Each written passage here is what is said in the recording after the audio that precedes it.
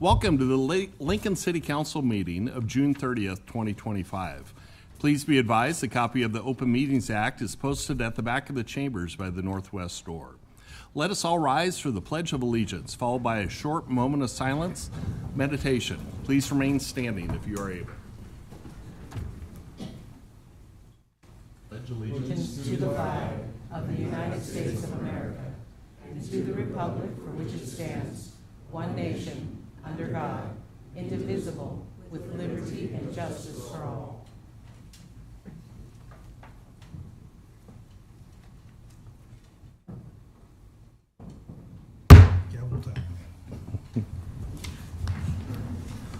The order of business of the City Council is as follows. The clerk will call the items listed on the agenda. Under public hearing, anyone wishing to speak on an item must first register and sign in at the table located in the lobby. The council shall require any member of the public addressing the council to identify themselves, the name of any organization represented by such person, and their address, unless the address requirement is waived to protect the security of the individual. Each speaker should state whether they are speaking in favor of or in opposition to an item. Testimony is limited to 5 minutes per speaker. Anyone wishing to speak on an agenda item shall come forward after the clerk reads the item and the applicant has presented.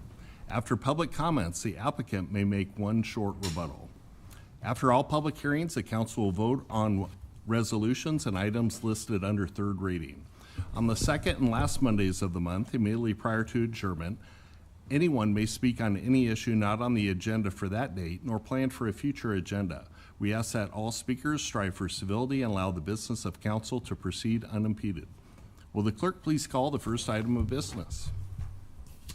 Just a quick reminder, due to Independence Day holiday, City Council will not meet next Monday on July 7th, 2025. And up first, we have our Lincoln Police Department Community Member Awards. All right. Do we have someone from the mayor's office? There's the mayor and chief.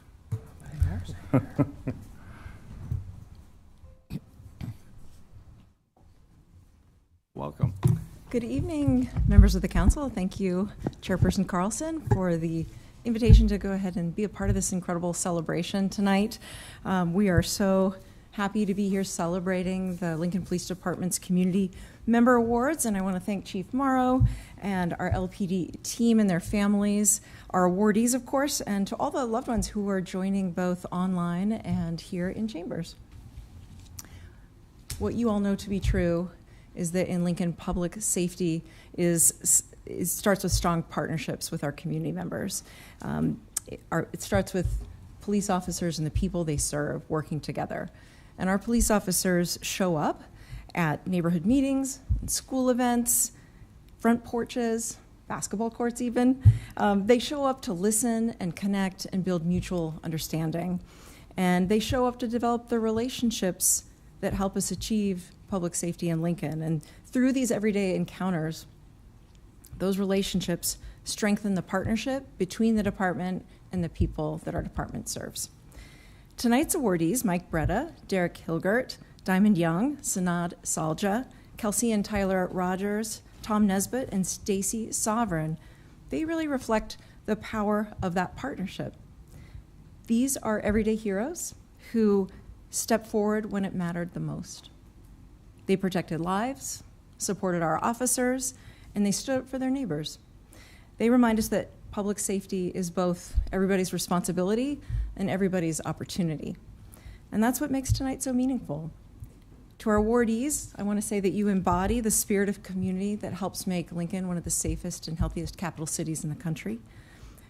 Your families are really proud of you. Our team at LPD is very proud of you. Your city is proud of you. The city council is proud of you, and I am very proud of you. Thank you. Good evening. Well, we've been waiting for this opportunity for quite some time to be able to honor some of our incredible community members Again, my name is Michonne Morrow. I get the pleasure of being the chief at the Lincoln Police Department, 575 South 10th. I want to talk just a little bit about the award categories that we'll be announcing tonight. There are 3 of those, just to give you a general idea of the descriptors for being able to elevate into that category. One is the Certificate of Merit, and that is bestowed to a community member or organization whose actions meet recognition by the police department. And I think I'm going to just pause here for a moment to remind everybody that when we get nominations for our community members, they come from the boots on the ground. They come from officers who got to experience working with community members, who were first on scene, who helped with investigations, and it matters so much to them that they document it, write it down, forward it to our rewards committee that brings us here today. So again, I think that speaks to how much we value all of the work that we do with our community. So that was Certificate of Merit. We also have Community Life Saving Award, and that's awarded for saving a human life or for the valiant life-saving efforts in the attempt to save one of our fellow community members. The last one is the Community Meritorious Conduct Award, which is awarded to community members who voluntarily place themselves in danger while coming to the aid of an officer or another community member, or for deeds of courage at risk of personal safety. So we're going to get started. I'm going to ask Mike Bretta to come forward.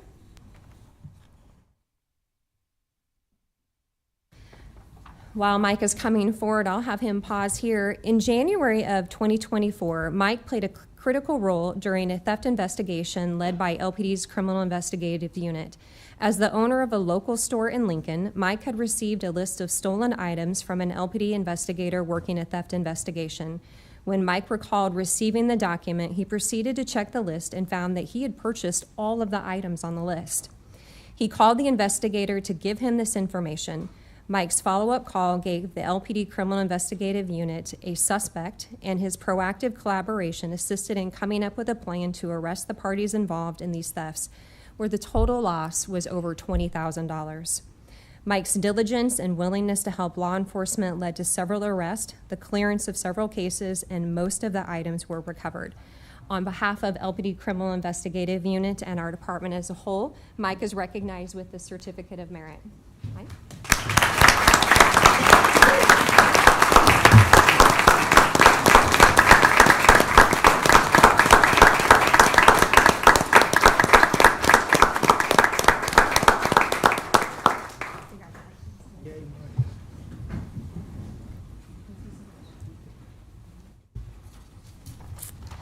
Next, I'd like to call Derek Hilgert, Sanad Saja, and did Diamond Young make it with us tonight?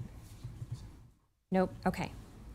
In May 2024, Derek, Diamond, and Sanad observed an incident while working out at a local gym in which another gym patron fell and was unconscious.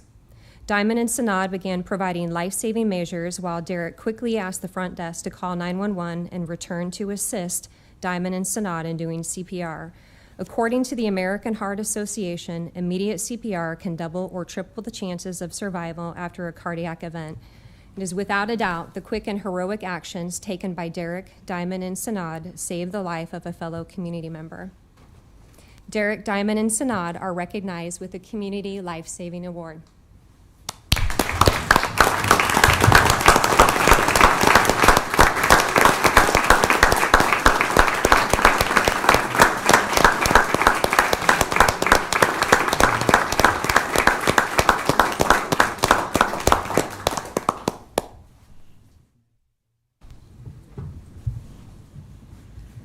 Kelsey and Tyler Rogers.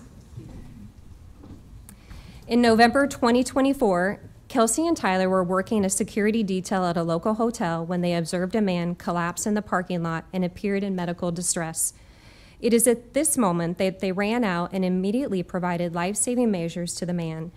Kelsey and Tyler remained by the victim's side, rendering aid for several minutes until LFR arrived to take over the call. Their quick actions ensured the man was in the best possible position for further treatment upon his arrival at the hospital. Kelsey and Tyler are recognized with the Community Life Saving Award. Thank you.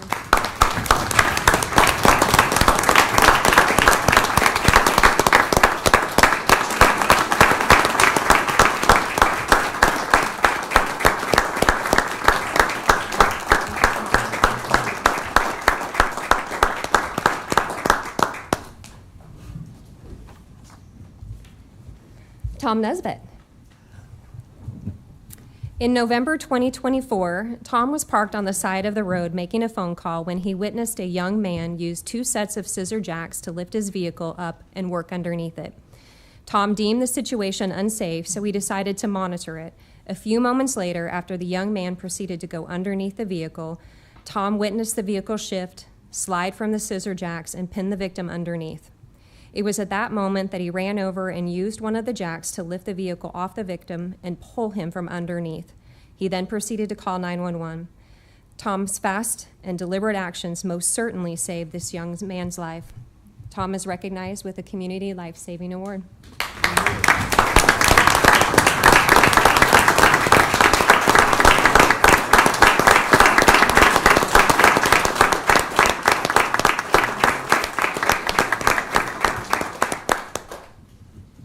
And we have one more award tonight, and that's Stacy Sovereign. In June of 2024, Stacy was taking her dog on a morning walk at a nearby park when she noticed a suspicious parked vehicle. As Stacy kept walking, a woman opened the vehicle's door and yelled at her for help. At that moment, following her instinct, Stacy was already on her phone calling 911. The suspect closed the vehicle's door, drove away from the park into the neighborhood. During the entirety of the event, Stacy remained on the phone with dispatch and provided updates. After a search of the area, the officers were able to locate the vehicle, the victim, and the suspect. Stacy's willingness to get involved and her quick response to dispatch assisted the victim and aided law enforcement with apprehending a dangerous criminal. Stacy is recognized with a Community Meritorious Conduct Award. Thank you, Stacy.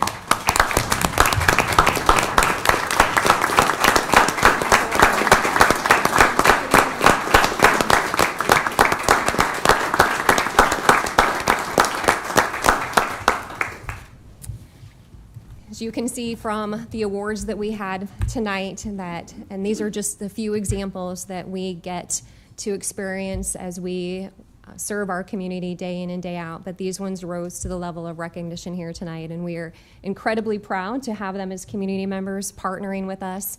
Those that work in law enforcement absolutely understand that we don't do this alone, and so we are incredibly thankful. Thank you again for all of your assistance.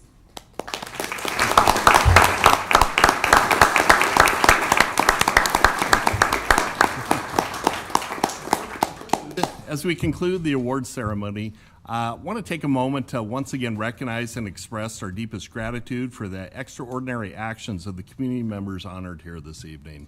Each of you has reminded us tonight that heroes walk among us right here in Lincoln, acting with integrity, compassion, and courage when it matters most. To our recipients and your families, thank you for being part of what makes our community strong, safe, and connected. Thank you. And at this time, we invite all our honored guests to head out to the hallway for some additional photos, I believe.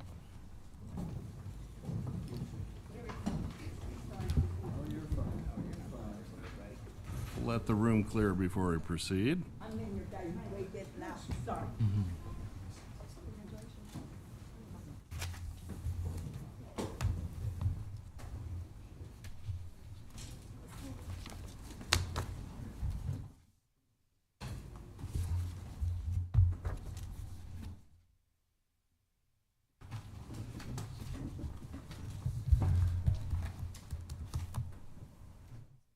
Madam Clerk, we can go ahead and move forward with the public hearing consent agenda.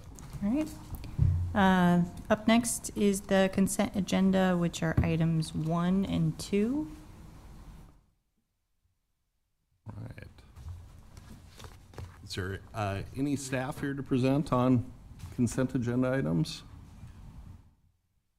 Anyone from the public like to comment on any items on the consent agenda? Seeing none, we'll go ahead and proceed. Okay, we can now vote on these items. Item 1A is approving the LPA program agreement between the City of Lincoln and State of Nebraska Department of Transportation for the use of Surface Transportation Program funds for preliminary engineering, right-of-way, utility relocation, construction, and construction engineering on North 14th Street from Salt Creek Bridge to Adams Street, introduced by Washington. So moved. Second. Seconded by Beckius. Any discussion? Seeing none, go ahead and call the roll. Weber, Yes. Bowers, Yes. Washington, Yes. Duden, Yes. Schob, Yes. Beckius, Yes. Carlson. Yes. Motion carried 7-0.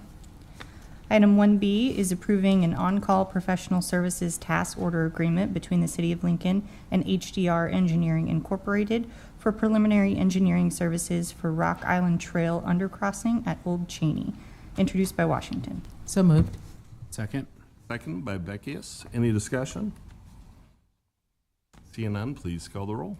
Bowers, Yes. Washington, Yes. Schob, Yes. Duden, Yes. Beckius, Yes. Weber, Yes. Carlson. Yes. Motion carried 7-0. Items 2A and 2B are setting the hearing dates for liquor resolutions, introduced by Schob. So moved? Second. Second by Washington. Any discussion? Please call the roll. Bowers, Yes. Washington, Yes. Schob, Yes. Duden, Yes. Beckius, Yes. Weber, Yes. Carlson. Yes.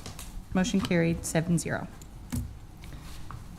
We can now move on to public hearing liquor resolutions. I'll be calling item 4A and 4B together. It's the application of Firethorn Golf Company LLC, doing business as Firethorn Golf Club for a Class C liquor license located at 9301 Firethorn Lane, and the related manager application of Trent Price.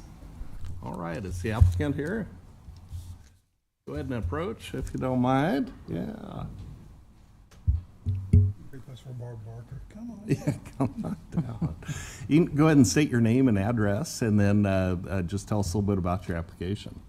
My name's Trent Price. Address is 8301 Emery Lane, Lincoln, Nebraska 68516. I've worked for the golf club for about 10 years now, and we had a change in ownership. And so we are applying for a new liquor license, under city guidance. And this is one of our managing partners, Mark Hansen. I'll let him introduce himself. I'm Mark Hansen. I live at 3921 Firethorn Court. As Trent said, we had a change in ownership. I'm the managing member for the LLC. Trent's been an employee here, and we promoted him to general manager. We have also modified our application from a Class C to a Class I on the recommendation of, frankly, city staff, telling us that that was more appropriate for what we're doing there, so. Great.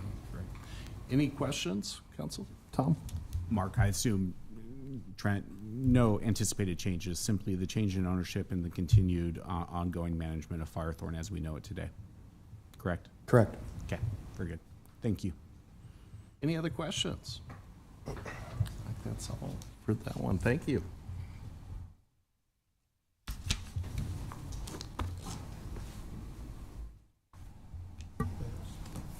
Is there anyone from the public who would like to comment on this application? Please come forward now.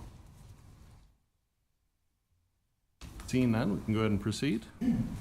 Item 4C is the manager application of Tim R. Sandwick for Salt Creek Hospitality LLC, doing business as Town Place Suites by Marriott, located at 7353 Husker Circle.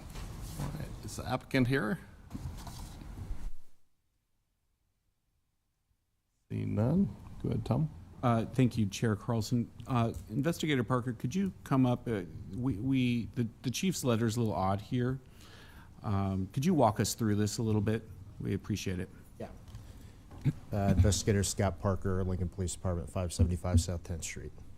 So the crux of this is during the interview phase with the new manager, he informed me that he is no longer employed with the company, so will not be becoming the liquor manager. What that triggers, once I find out that there is not a manager or a manager application submitted, I called the Liquor Control Commission, advised them, and then they have a 30-day window to notify the applicant for them to get a application in for manager. Yeah. So, And the letter states that any recommendation here would be for denial. correct. Correct. Yeah. Okay. Very Yes. good. Thank you, sir. You're welcome. Thank you, Chair Carlson. Right. Any other questions, comments? Any members of the public like to comment on this? Seeing none, we can go ahead and proceed. Item 4D is application of BDF LLC doing business as Captain Jack's for an addition of an indoor area measuring approximately 20 feet by 21 feet at 140 North 12th Street. Welcome. Hello, Chris Vosick, 8210 Dundee Drive here in Lincoln. Been an owner with my partner Kevin Reynolds at Captain Jack's for quite some time. Excited to expand into the adjacent Cliff Smoke Shop that Miles has finally decided to retire after many, many years. So with the upcoming World Cup season coming next year, as well as other events, those just allow us to serve the area of the public better for that business. Right. Any questions for the applicant? Good luck. Thanks, guys. Good luck. Appreciate it. Appreciate you coming down. Thank you. All right, next. Oh, excuse me. Is there anyone from the public like to comment on this? Seeing none, we can go ahead and proceed. Item 4E is application of Kincaid Brewing Company LLC doing business as Beer House for an addition of an indoor basement area measuring approximately 110 feet by 50 feet at 151 North 8th Street.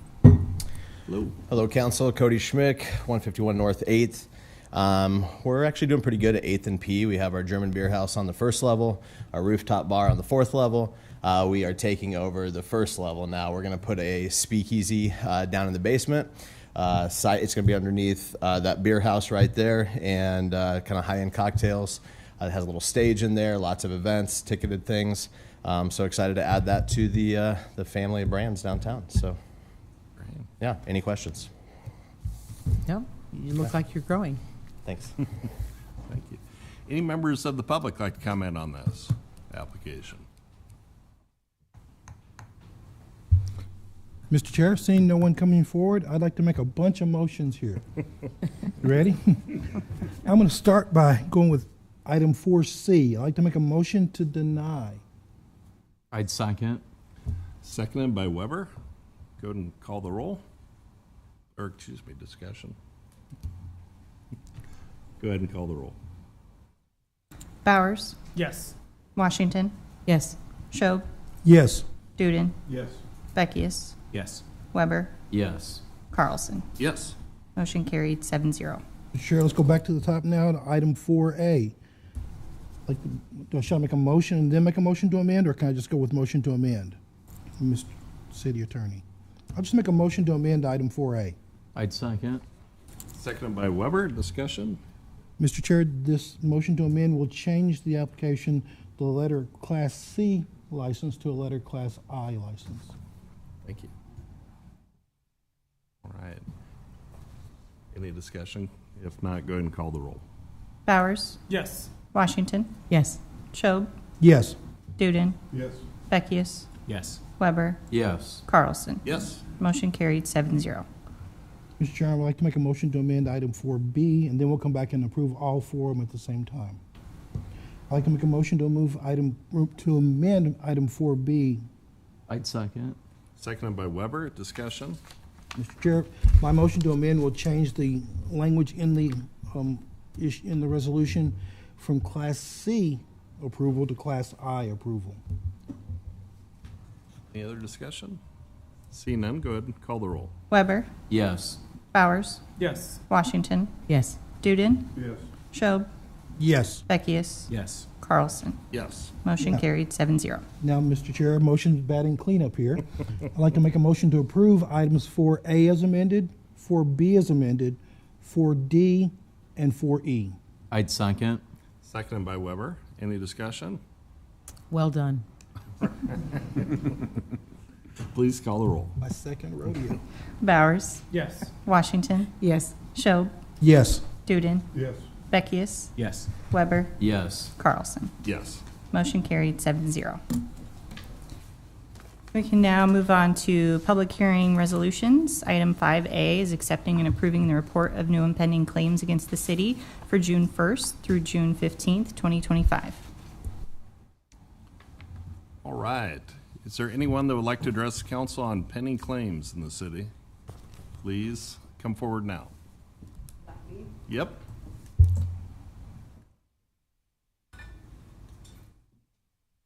Sorry I didn't bring my phone. I don't know in 5 minutes, and I'm long-winded, but I'll try to keep this short. We'll have a timer for you up here, and you can go to either side. There's a microphone there. Okay. Susan Fry, 3833 Ballard Court. My dog was at home on May 5th. My husband left. The two of us left, went to a Marine Corps League meeting. The dog is home. My husband's alert button is in the cradle on the table. She saw something in the front of our house, jumped up on the table, managed to knock the alert button from the cradle. So we're not home. The button is out of the cradle. And of course, when they talk to whoever is there's nobody replied. Okay, so my husband, they think that he's unconscious on the floor someplace. Here comes the fire department, the ambulance, and the police officer. Because when I talked to the city mayor's office, she said we send police when it's non-responsive because sometimes it's a crime gone bad. Okay, I'm sorry that it took the city's resources away, but I understand why. So anyway, when they said they called us, right? Well, my husband got 2 calls from 441-6000. I got calls from a 531 number. Neither one of these phone numbers were identified. It's just straight phone numbers on our telephone. And there was no message, right? Because I've been in other jurisdictions and other locations across the United States where I've been away from my home, and the sewer backed up or exploded or something, and I can't get to my house, and they said, we're sorry, you have to spend the night at a hotel or a friend's house, and you can't come home till tomorrow till we get the street fixed. So none of that. So we get 2 phone calls, and we don't know who it is, and they didn't leave a message. So we go about our business. My husband comes home before I do because we're in separate vehicles.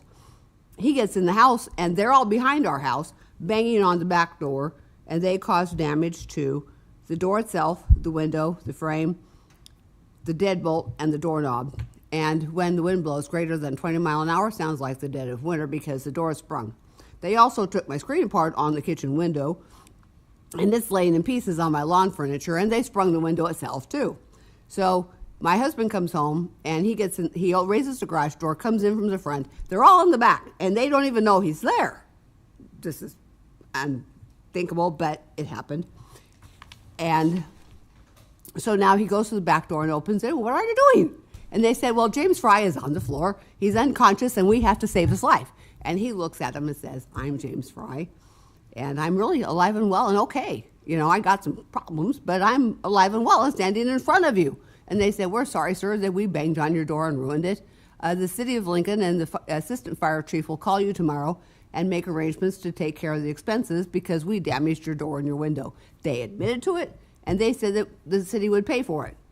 So Michael, one of the fire chiefs, calls me in the morning, explains to me, we go to people's houses all the time, and sometimes it's the same people's house we go to over and over again. No, Susie, don't feel bad. We're trying to save your husband's life. And yes, we even pay for those repeated claims. So I didn't think anything about it. The attorney sends me a letter in the mail, and on my email says, nope, there's no liability here. We have no liability at all. We're not going to, no negligence. We're not going to pay your claim. Well, let me tell you what. Because there was no information on those 2 phone numbers, and neither one of them left a message, we didn't have any idea who was calling us. And this was clearly preventable. And if we would have known who was calling and why you were calling, we could have stopped the firemen to waste the city's resources for absolutely something that could have been stopped. And yes, I believe you need to pay for my door and my window. I am not an unreasonable person, but this could have been prevented. And if they really wanted to call us, they should have called my husband more than twice and me more than once. So that's another thing that we can add to the list. But I got angry, and I sent the city attorney's office 19 reasons why you need to pay for it. And we've already discussed 5 or 6. Nonetheless, when I talked to, his name was Christopher. He was her Lily's supervisor, but he was subordinate to Yancey. And he took notes, mind you, on my sheet, my 19 sheet. He said, no caller ID and no messages. And he says, we will resolve these situations. And I said, well, I was hoping that they would see fit to amend her recommendation before you, because I believe that the city is responsible for the damages to my house, since I had no idea who was calling and there was no message. We could have easily prevented this. And I'm sorry that I have to ask for money to repair my house, but there's nobody else on the planet who can damage my house that would not be liable for it. And I understand you're trying to save my husband's life, and I understand you have to make appropriate decisions for the taxpayer dollars, but the city of Lincoln needs to be accountable for the damage it did to my house. And likely accordingly, I don't know if it matters to you or not, but we have taken measures to make sure that this doesn't happen again. The alert companies know the codes to our garage, you know, and we tell other people, make sure you have a plan in place. Yeah. That's 5 minutes there. We'll stop you and see if any counselors have questions at all or anything. I just had a quick question. You said this in the beginning. You said that you had like an alert system that alerted LFR. Well, my husband's button. He has a button. Yeah, the button came out of the cradle. Okay. And so when nobody answered, and they think that he's on the floor unconscious somewhere. Gotcha. So it was the alert button that he would normally wear, but it was charging, and the two of us were together. So, I mean, if something would have happened to him, I had 2 cell phones to call 911 with, and I've done that. And that's another half of the problem is because they know his name, they were coming to our house like every 3 months. But now in the last year and a half, they've only been there once. But he has a history with them, and they know him by name. So they knew that it really could be real. And they're trying to get in our house, but we were gone. And like I say, it was clearly preventable. So the button accidentally got pressed. That's how LFR. Well, what happened is the button fell out of the cradle, and it fell on the floor. So since it changed direction and traveled like 18 inches or 2 feet, you know, they think he hit the floor because it was on the table, like a table in front of your window, and the button fell down on the ground. So they thought he fell down. Okay. Thank you. Any other questions? All right, thank you. You can go ahead and have a seat.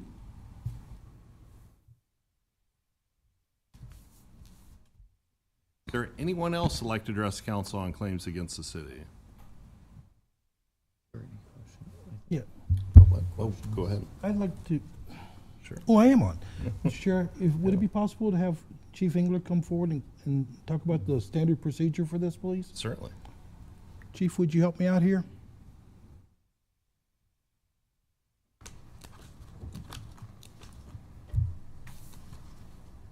Good evening, Dave Engler, 949 West Bond. Chief, thanks for coming forward. Does this happen often, where LFR shows up at a place to provide aid and there's no one there? I wouldn't say often. It does happen. Those life alert systems are designed for people to alert us when they're not able to call 911 or they fall or something. System worked as is. When we get dispatched to that, we have no way of knowing. I mean, the whole premise of the system is that you need help. So if someone doesn't answer the door, we often have to make the decision to enter the residence. I would say that our people and LPD did a great job of trying to make contact numerous times by the phone number. I think it's irrelevant whether there's some sort of caller ID on it or not, because that's not going to, unless it's programmed in your phone, we're not going to leave a message and wait for someone to get back. I mean, time is of the essence, and in most cases, probably 90 to 95% of these cases, someone actually needs help. So I guess from my perspective, our people did follow the protocol. Getting into houses that are locked up, there's no good way to do it without damaging. And anytime you have one of those systems, there is the liability of, if they go off, we're going to have to make entry, because what would be negligent on the city's behalf is if someone was in there and we said, we don't think anyone's in there, we're not going to make entry. So that's one of those things. I would also like to clarify, one of the things we do is we offer to help with the claims process if anyone has a question. We are not guaranteeing payment. That's not even a discussion. We'll help people through the process, which is exactly what Assistant Chief Smith offered to do and spent quite a bit of time on this. Thank you. You anticipated my second question. All right. Thank you, Mr. Chair. All right. Councilman Duden. Hey, I've got a question. Because it seemed like this $4,600 is an awful lot of damage for a door frame, that sort of thing. Is there any consideration of just drilling out locks? I don't know what the door was. We're talking about a deadbolt there. Not all our apparatus has all the tools to do that type of work. We also don't spend a lot of time trying to get in. I mean, if it's an emergency, we're going to get in. I don't know, doors anymore are expensive. I got an estimate to replace one of my doors. It was over $5,000, and that, that's just sometimes the cost of it. We always do try to minimize the damage, but like I said, doors and windows are designed to keep people out. And so, the only way that we're going to get in is to do damage. Thank you. You're welcome. Any other questions for Chief England? No. All right. Thank you, All right, Chief. thank you. All right. Is there anyone else from the public that would like to address council on claims against the city? If so, please come forward. But Got some rebuttal, maybe. oh, do you want to come forward Well, I have, with a rebuttal? I guess so. Or he says it's immaterial whether or not there's caller ID. I disagree, because we were at a meeting, and my phone was. we'll have you come up to the microphone so we can hear. I disagree. He's out of his mind. The reason I say that is because if we have our phone set to mute, right? But we check them periodically. And I would have had an alarm that went off on my phone, or a ding that would have vibrated, that if I would have received a message. And we didn't get any messages. Not one. Neither one of us. But more importantly is if we would have looked down at our phones and seen that it said the City of Lincoln, or dispatch, or fire, or ambulance, or some other city council or city office, we would have said, what is up with this? Did the sewer back up in our neighborhood? What happened? Is there a crime going on at the 27th Street? I can't get home because we live at 40th Superior. It's like there needs to be, you need to have a ID on those important numbers, so people, if they look down, they know who's calling them. Straight up. Everybody else on the planet has caller ID, and their phone numbers are identified. And I can maybe see where the police would maybe not want to be identified if you're chasing bad guys. But I mean, for the 98% of the rest of us who are legal, law-abiding citizens, we need to know who's calling. And if you send me, this is absurd. If I would have known it was the City of Lincoln and they called my house, I would have called you back, with or without a message. Absolutely. I live by my phone. Okay. Thank you. And if the window was like $1,700 and the door was $24 or $25 or whatever the two amounts are, they're split. But they are, let me tell you what, Casey Nelson wanted to sell me a back door, not just a front door. And I told them to save their breath and don't even put in a bid. And J-Tech tried to do that too. I said, I'm not interested. And the only one that I took good business from was ABC. They gave me a fair price, told me the truth. And they would have given me good service. They put my screen back together. All right. Thank you. Is there anyone else that would like to address claims against the city? If so, please come forward. Seeing none, move forward. Oh, Councilman. Council Chair, I would like to, right, we're not in voting session. It just seems so like. All right, next up is item 5B, approving the 2025-2026 work plan for the interlocal agreement on stormwater management between the City of Lincoln and the Lower Platte South Natural Resources District to address stormwater quality and quantity issues. Welcome. Good evening. My name is Tim Zock. I'm the Superintendent of Stormwater with Lincoln Transportation and Utilities Watershed Management Division, 555 South 10th Street. And I have David Potter. I'm David Potter. I'm the Assistant General Manager for Lower Platte South NRD, 3125 Portia Street. The city and the Lower Platte South NRD entered into an interlocal agreement in 1996 to cooperate in addressing stormwater quality and quantity issues within the city of Lincoln. Over the last almost 30 years, the city and the NRD have partnered in watershed master planning, constructing flood control, water quality, and stream stabilization projects, updating floodplain and stormwater standards, updating floodplain maps, and conducting floodplain and stormwater education. This annual work plan before you today outlines what specific projects and initiatives the city and the NRD will be cooperating in this next year, who will be the lead agency for each item, and what the cost share will be. Specific efforts include continuation of our sediment and erosion control program, floodplain and stormwater education program, water quality monitoring, design and construction of a number of stream stabilization and flood control projects, continuation of the Salt Creek feasibility study and floodplain map update, operation of our flood warning system, and maintenance of our wetland mitigation bank. And I'll let Dave Potter speak. Well, as Tim indicated, these are very important projects for the city and for the NRD. He mentioned also 30 years. I was on the Lower Platte South Board of Directors for 14 years and been the assistant general manager now for nearly 9 years. So I've been involved with these in that entire time. And the work plan is an important process that we utilize in our preparation of our budget. The board took action on this particular work plan back in April 16th at their board meeting. It was passed unanimously, and then incorporated those dollars, those projects into the first draft of our budget. We are going through that process right now. So on behalf of Lower Platte South NRD, I would encourage the council to take consideration of this and approve the work plan. Any questions? Any questions, council? No. Thank you both. All right. Thank you.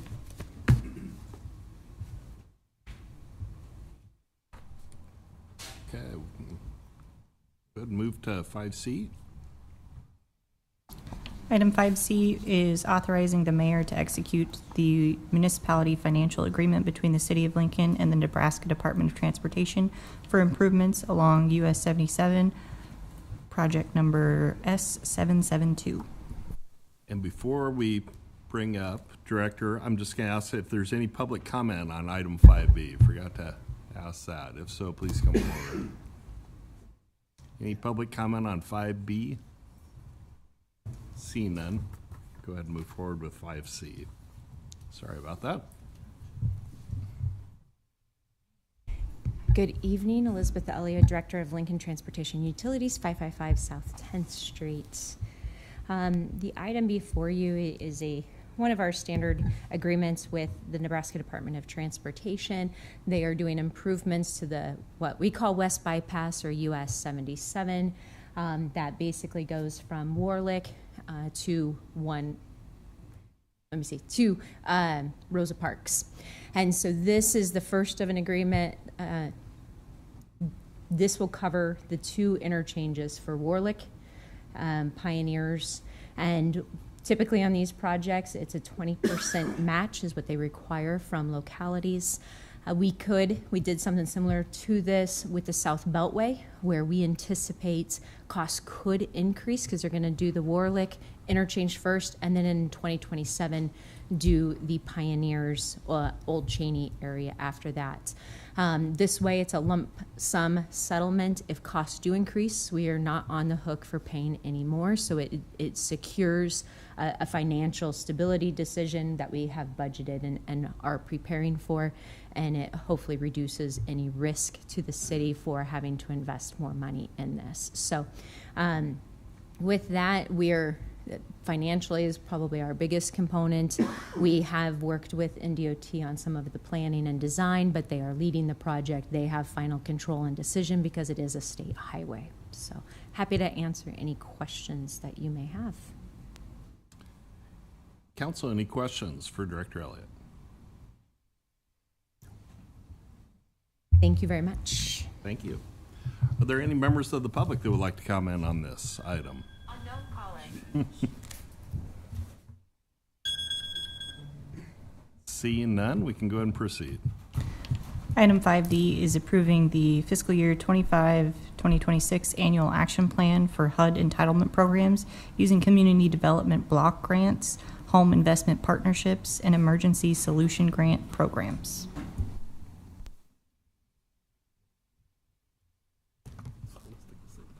Welcome. Good afternoon. Peter Hine, Director of Urban Development, 555 South 10th Street. What's before you is our required document for our 5-year strategic plan. It's important to know that we've been doing this since 1977, so we're pretty good at it. This covers from September 1st to August 31st of 2026. These funds are distributed citywide and in targeted areas. Our neighborhood revitalization strategy areas, the LMI areas, Antelope Valley, and SoDo, south of downtown. We had a public meeting on June 2nd and didn't receive any public comments. Our allocation from HUD is $3,107,086.69. And we're also, all of our funding is going to the same programs as last year with an important introduction of radon mitigation. We are required to test radon and mitigate it. We have not gotten any extra funding for that, so we have created our own sort of similar to our lead-based program is how we're dealing with radon. So unfortunately, it actually limits the funding we have in order to cover those requirements. And I can tell you, I personally asked Congressman Flood and Cleaver to think about that in the next round of the HUD bill to increase funding for radon for cities if they're going to make it a requirement, which is an important requirement for indoor air quality for sure. A couple of examples of what we fund with these funds is Habitat's Home Build, NeighborWorks Lincoln for affordable housing, and we cover some of their funding for their operations and their construction and first-time home buyer support. Zero interest rehab loans. We get about $500,000 a year back on those loans, so we loan the funding to folks. It goes against the deed of their property. When the property sells, then the money comes back to the city. So this money is important for improvements to many, many homes across the city.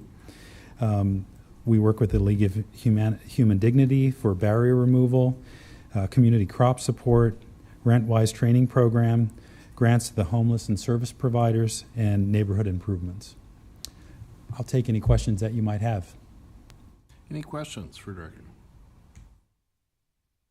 Seeing none, I also want to take this chance to say thank you. This is the last time I'll be in front of you as Director of Urban Development. My last day will be on Thursday.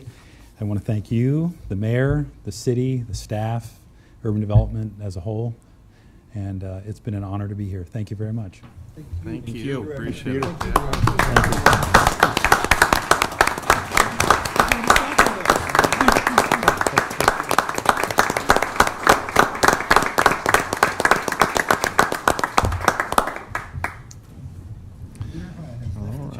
That's right. Did he have to become a Jayhawk? KU got a good one, which is good when it's not basketball, right? Yeah. So. That's right. Are there any members of the public who would like to comment on this? Seeing none, we'll go ahead and proceed. Item 5E is amending resolution number A-80028 to allow for youth members in the community to participate and serve on the Pedestrian Bicycle Advisory Committee. Good evening, Maggie Stuckey-Ross with Parks and Recreation. I would like to let Councilor Washington speak first, and then I'll comment on what's before you. Thank you very much, Council Chair Carlson and Director Stuckey-Ross. I have spent a lot of time serving on many committees, both as a regular resident and as a council member. And I've also spent a lot of time working with youth in many varieties of ways. And what I see is a real interest in the youth of our community, high school students, young college students, to participate more in our boards and commissions and to have a voice in some of the work that we're doing out in these shared areas of responsibility. And so I'd like to elevate and give an opportunity to more youth members to serve on boards and commissions. I've had the good fortune of serving with a number of high school students on the Park and Rec Advisory Board, and actually served on the Park and Rec Advisory Board when they first came to to that board. So I know that they have good ideas and they're capable of understanding the work that we do. And so this is the first of 3 proposals, 3 additions for youth members on councils. So with that, Director Stuckey-Ross, would you please explain which council or which commission or task force we're talking about right now? Certainly. Thank you so much. So we're here to talk specifically about the city's Pedestrian Bicycle Advisory Committee. This resolution would formally add up to 2 youth members, which they can be high school or college students, to bring fresh perspectives and firsthand experience as active users of our trail and bike network. Pedestrian Bicycle Advisory is housed within Parks and Recreation, but its work extends across many areas of our city government. The committee regularly collaborates with planning, Lincoln Transportation and Utilities, the Health Department, Police Department, and the Law Department to support a comprehensive approach to pedestrian and bicycle safety and infrastructure. Our team is really excited about this. Adding youth voices will enhance this collaborative work for us, helping ensure that our transportation system meets the needs of the next generation. As Councilor Washington said, it's also a meaningful opportunity for students to engage in public service. We love having students be part of the conversation, and having this baked into PedBike is really exciting for us. So thank you so much for the suggestion, and I'm happy to answer any questions you might have. Any questions, Council? Tom? I'm a little disappointed with the age requirements because I've got a grandson that's 6 going on 14, but I understand. He can write me a letter and I'll reply. Yeah, not a question. Just I want to thank Councilwoman Washington for elevating youth voices. You know, I think it's important.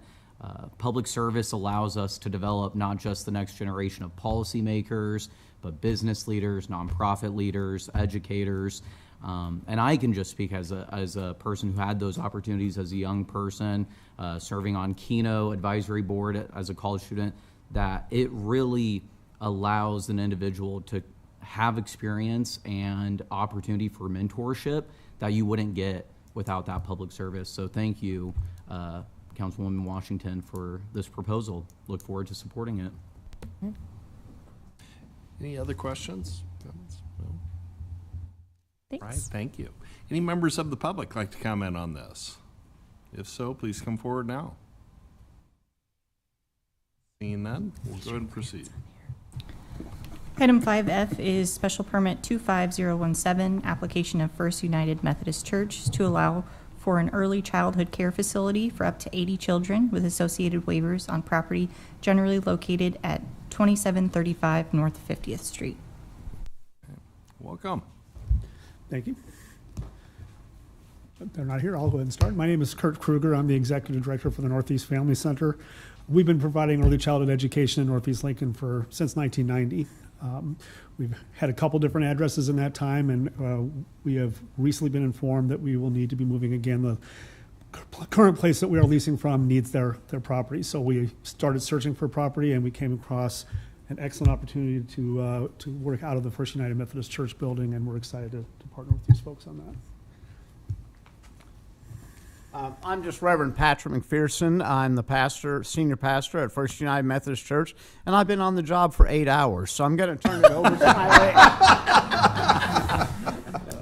My name is Grady Turner. I'm a longtime member of First United Methodist Church, and I'm currently serving, among other things, as chair of trustees of the church.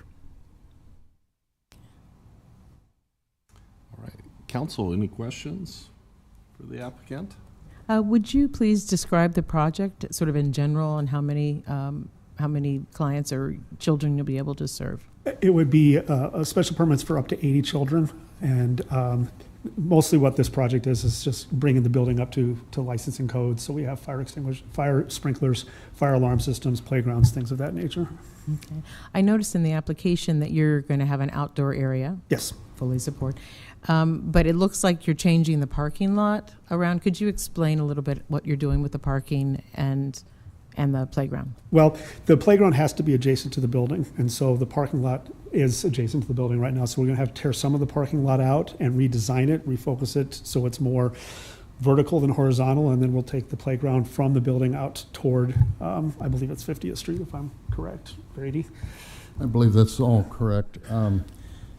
Yeah, unfortunately, the constraints of the amount of land we have available and the fact that our original parking lot was adjacent to the building on the north side, and we acquired an additional lot to the north from Nebraska Wesleyan a few years ago. Well, it sounds like you'll have the room. Thank you.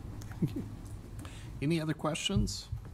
I Councilman Bowers. just got a comment more than anything else. Northeast Family Center is super important because it really was where I got my start in social work 20 years ago. And you have done amazing things to save that place. So thank you for everything that you've done to make sure the Northeast Family Center continues to survive. I mean, I know what you were walking into, and you've done an amazing job. And so I just want to say a heartfelt gratitude, one, because it's in my district, but two, also the Northeast Family Center does a lot of great things for folks in our community. And it's personally, very important to me because it really has laid the foundation for me as a social worker. So thank you for everything you've done to keep it on track. Yeah, Councilman, appreciate that. Any other questions for the applicant? David Carey question. All right. Thank you. Thank you. Let's see. Is David Carey, Director Carey, could approach? We have some questions.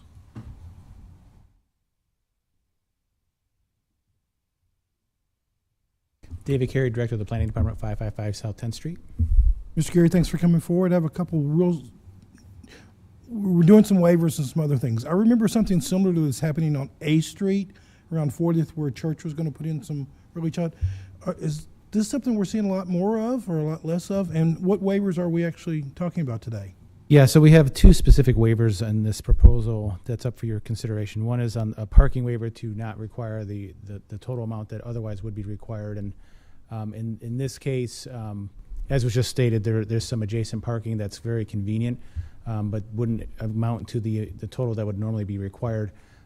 We feel comfortable with that request to approve that because there is also on-street parking as well as there are public parking lots just to the west of this location. So we do see some of the, several of those types of requests over time. Similar to the so one on there's A some Street. consistency there with that type of request. The other waiver is specifically about when we have more than 21 children for a child care services location to be on a collector or arterial street. This would not be on one of those types of streets. We're also seeing a lot of those types of discussions and requests. So there is something to think about there as far as how our rules are set up to allow for more flexibility to meet the demand that we do have. We know that there's a high demand for child care services. Being flexible in this site is allowing for obviously potentially quite a few children to be served there and families. So there's something that we're thinking about as maybe we want to consider some changes to our rules. But in this case, we're proposing that you consider those waivers as part of this approval. Thank you very much. You anticipated all my questions and nailed them. Thank you. Thank you, Mr. Chair. Thank you. Any questions for Director Carey? Thank you. Thank you. All right. Is there any members of the public like to comment? Seeing none, we'll go ahead and proceed. Okay, we can move on to the voting session. Item 5A, accepting and approving the report of new and pending claims against the city for June 1st through June 15th, 2025, introduced by Washington. So moved. Second? Second by Beckius. I'd also like to offer a motion to amend number 1 on claims against the city. I'll wait for a second. Second. All right. This claim would remove Joshua and Amy Lambert's claim from denied to allowed.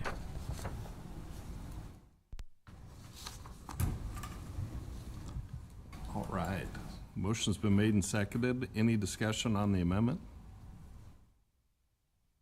No? Okay, go ahead and call the roll on the amendment. Beckius, Yes. Weber, Yes. Bowers, Yes.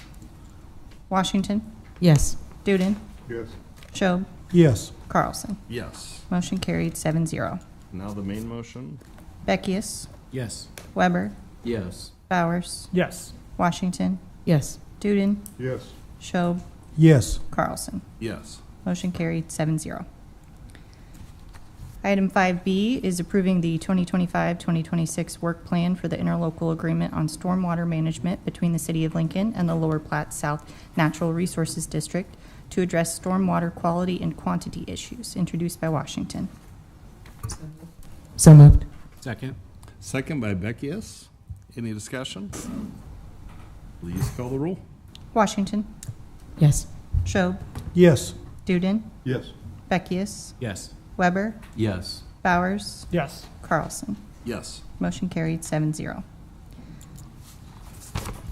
Item 5C, authorizing the mayor to execute the municipality financial agreement between the City of Lincoln and the Nebraska Department of Transportation for improvements along US 77, introduced by Washington. So moved. Second. Second by Beckius. Go ahead and call the roll. Bowers, Yes. Washington, Yes. Schob, Yes. Duden, Yes. Beckius, Yes. Weber, Yes. Carlson. Yes. Motion carried 7-0.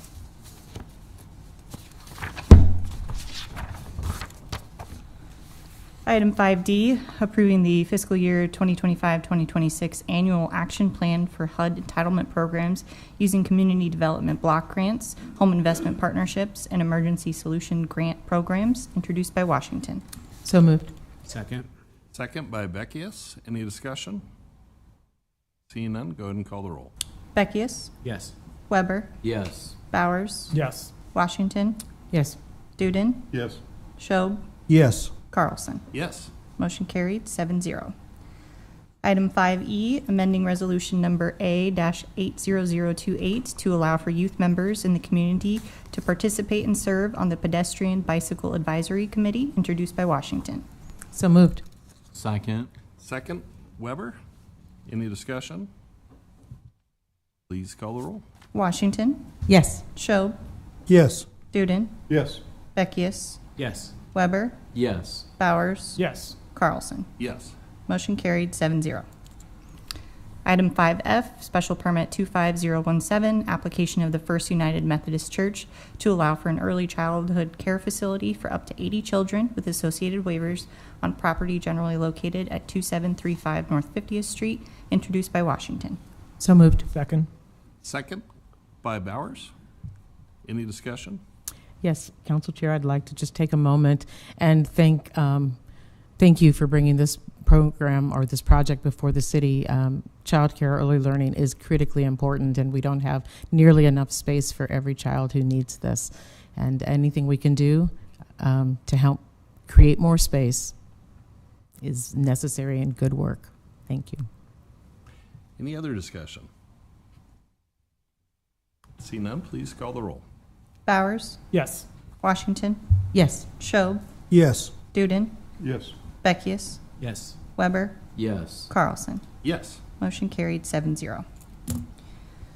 Now, moving on to public hearing, ordinances, second reading, and related resolutions. I will be calling item 6A and 6B together, amending the pay schedule for a certain employee group by adjusting the schedules of annual, monthly, biweekly, and hourly pay range equivalents for employees of the City of Lincoln whose classifications are assigned to pay ranges prefixed by the letter N.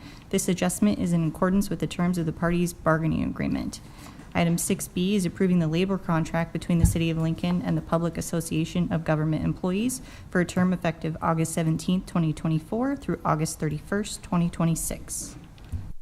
Good evening, Barb McIntyre, 555 South 10th Street, and I'm happy to bring the Page contract in front of you today. They did vote in May to ratify the contract. We on item 6A?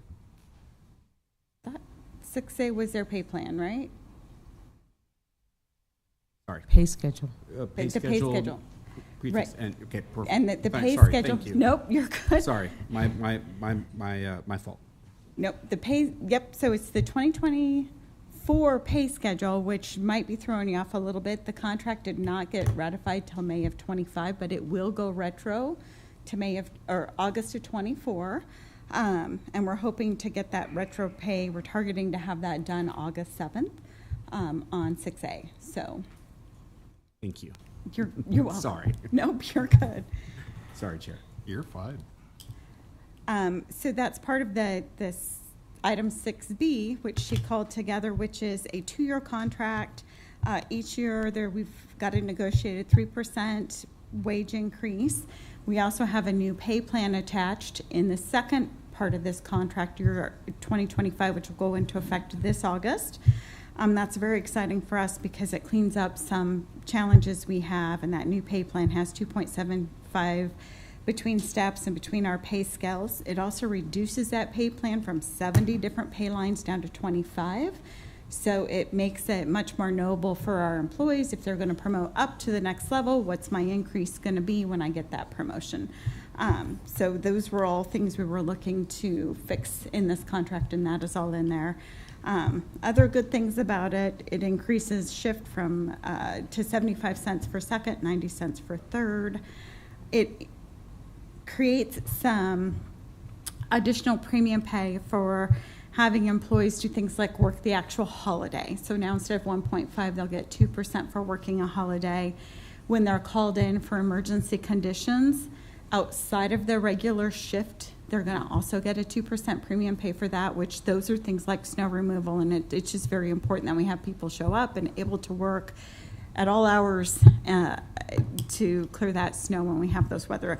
It's other emergencies too, but generally the most common one is weather emergencies. It also recognizes we have people who work 10-hour shifts, not just 8. So if you work a 10-hour shift, your holidays now are going to be worth 10 hours, because otherwise they were always trying to figure out, okay, if I work a 10-hour shift, I only get the 8 hours a holiday. What do I do with those 2 extra hours? And now their holidays will be worth 10. It has a lot of really good provisions. I've highlighted some of the biggies, but I'll pause there and see if you have any questions. Council, any questions for Director? I have one question. Councilwoman Washington. Thank you, Council Chair Carlson. Director McIntyre, you said that the holiday pay will go from 1.5% to 2%, or 1.5 times? It's if you actually work the holiday. Today you get 1.5 for working a holiday, and you will get 2 times your regular rate of pay for working a holiday. So it's a little bit of an additional premium pay. All right, thank you. Yep. Any other questions for Director? Thank you. All right, thank you. Are there any members of the public who'd like to comment on this? If so, please come forward now. Seeing none, we'll go ahead and proceed. Item 6C, amending Lincoln Municipal Code, Section 24.12.222, Section 422.2 amended, separate facilities to provide an exception for separate facilities where rooms have fixtures designed for use by both sexes and the water closets are installed in privacy compartments. Hi, Tamara Sloan, 405 South 28th. And Dan Sloan, 405 South 28th. We're the owners of the mill, and the impetus of this has been, actually comes from multiple reasons, but primarily we're an old building at 800 P Street, and we have moved our roastery now out to North 56th Street, and so we have an empty space. And because of that, we need to find, we have a use for it, we have a plan. It's still secret, but we have a plan, but we need bathrooms. Because of that, an old building, we've got those issues of where do we put more bathrooms. And the Haymarket bathrooms, I don't know if I've been in one lately, they're not too bad, but they're starting to leak and they need a renovation. So because of that, we'd like to increase the number of bathrooms and combine them with that north space. That led us to the point where we cannot accommodate gang bathrooms in that building. It's not practical, but we have numerous other business reasons we deal with gang bathrooms in some of our other locations, and we also have individual bathrooms in some of our locations. And because of that, we'd like to advocate to have single stall restrooms that you can go in, they're well ventilated, they're completely private, and you can use a space. That's to use a water closet. That'll give you some reasons why. Yeah, some of the main reasons that we want to go to this is when we switched to gender neutral at the Haymarket, we essentially eliminated the line for the women's bathroom. We just did. The other thing we actually eliminated was people trashing the bathroom. We used to have a real problem with graffiti, with people messing it up. Since there's no real way of knowing who's coming in after you, it could be your mother, it could be that girl you're going to ask out, it could be your professor. People are just a lot more respectful about that. Another issue that we have is in the gang bathroom situations, our staff is predominantly female. If you close that bathroom, not only do you lose all of the facilities for whatever gender that is, if you have an all-female staff working that night, then you're asking them 50% of the time to go into the men's bathroom. We've had incidents in the Omaha store where men ignore the closed sign, go in there, do their business, expose themselves literally to the staff, puts my staff in a very awkward, potentially dangerous situation. The other reason, and this one's kind of near to my heart as a parent, I have a daughter. When she was young, there was always the dilemma of where do we go? Well, and you just experienced it the other night at one of our Telegraph concerts. Right. There was a line at the women's gang bathroom, and the little boy says, "Mommy, I can just go in there." And she's like, "No, I can't let you go in there alone as a 5-year-old. I'm not going to do that." And I'm sure as dads, same sort of thing. You've got a daughter, and she's really too young to send in alone, and so you want to take her in with you. Well, in a single stall restroom, you could just take her in with you. It's no big deal.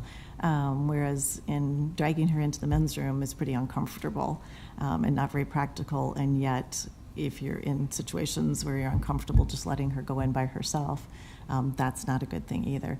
The Haymarket, we particularly there, we don't charge people to use the bathroom. We don't have codes on the bathrooms. We're kind of the public restroom of the Haymarket during football games and any of the events that are there. Farmers markets, yeah.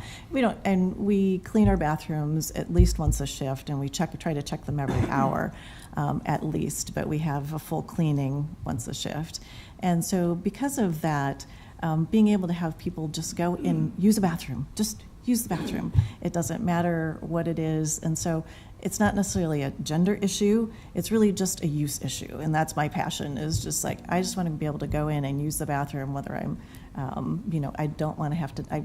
I'm one of those that's like I'll just go in and use the men's room if nobody's in there, but it'll make I think everybody more comfortable if they don't have to wait for a bathroom, and if we can increase the number of bathrooms in the Haymarket, that'll even help more with being able to do this. So yeah.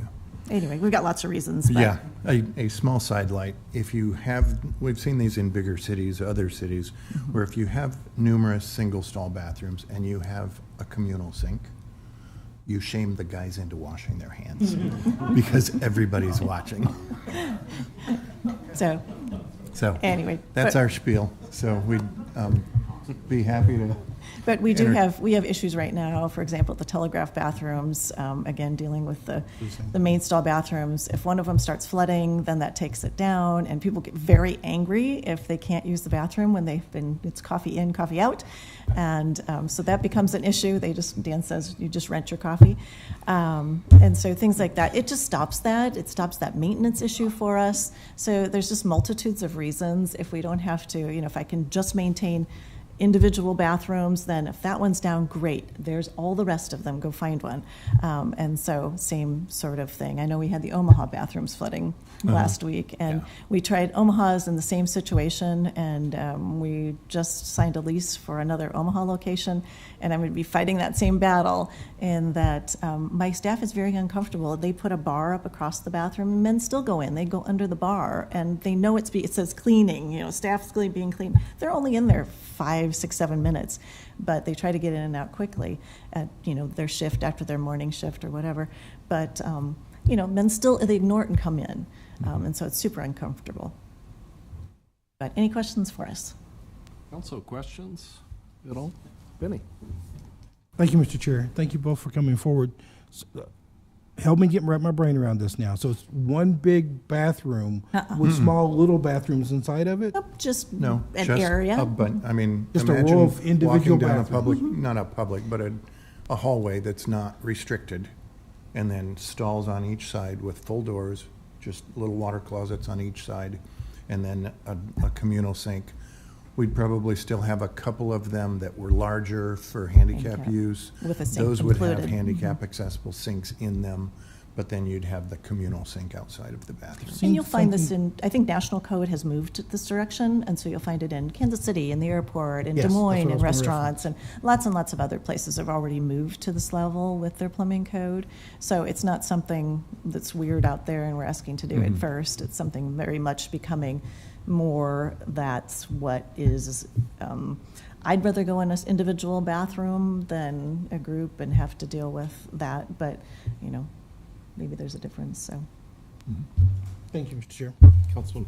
I just, I want to comment. You talked about, parents taking their kids to the restroom. And, I think one thing that often gets left out is like the reverse of it. As we have an aging population, we have so many children that are taking care of their parents, right? And every time, folks go out, it's so much easier to find a single stall restroom. You know what I mean?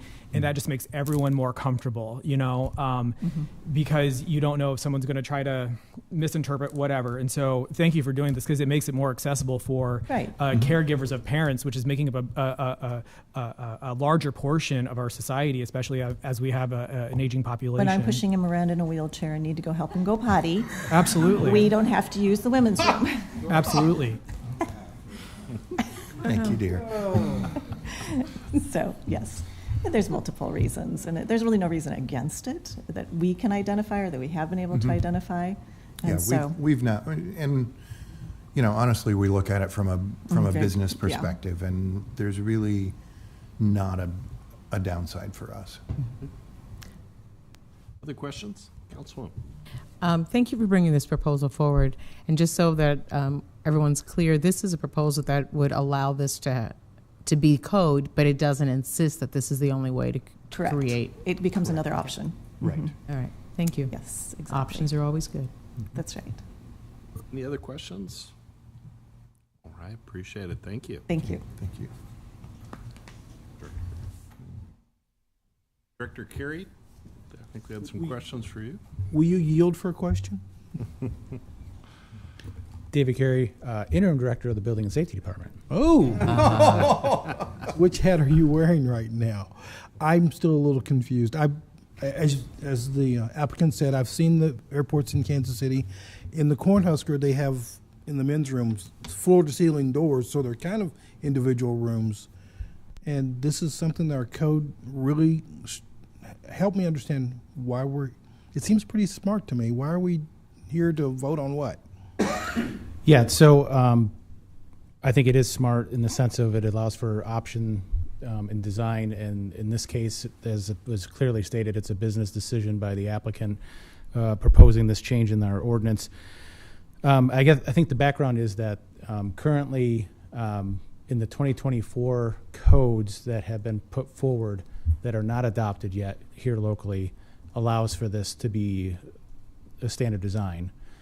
So what is being requested of you to consider is to adopt this change in the code so that this can move forward currently before that new code is adopted. So that's really what this is all about. But you're right, this is being done in other places. It's already in a proposed code that has been adopted in some other locations. So this is kind of getting ahead of it a little bit so that it could happen here locally. That helps. Thank you. Sure. Any other questions? Thank you. Thank you. Any members of the public like to discuss this? If so, please come forward. Seeing none, we can go ahead and move forward. I will be calling 6D and 6E together. It's change of zone 25011, application of Joe Renteria Jr. to change the zoning designation from O2 district to O3 district on property generally located at 2221 and 2231 South 39th Street. And 6E is the use permit, 55A, application of Joe Renteria Jr. to amend the existing use permit to expand the boundaries to include 0.32 acres with associated waivers on property generally located at 2221 and 2231 South 39th Street. All right, is the applicant here? Go ahead and come forward.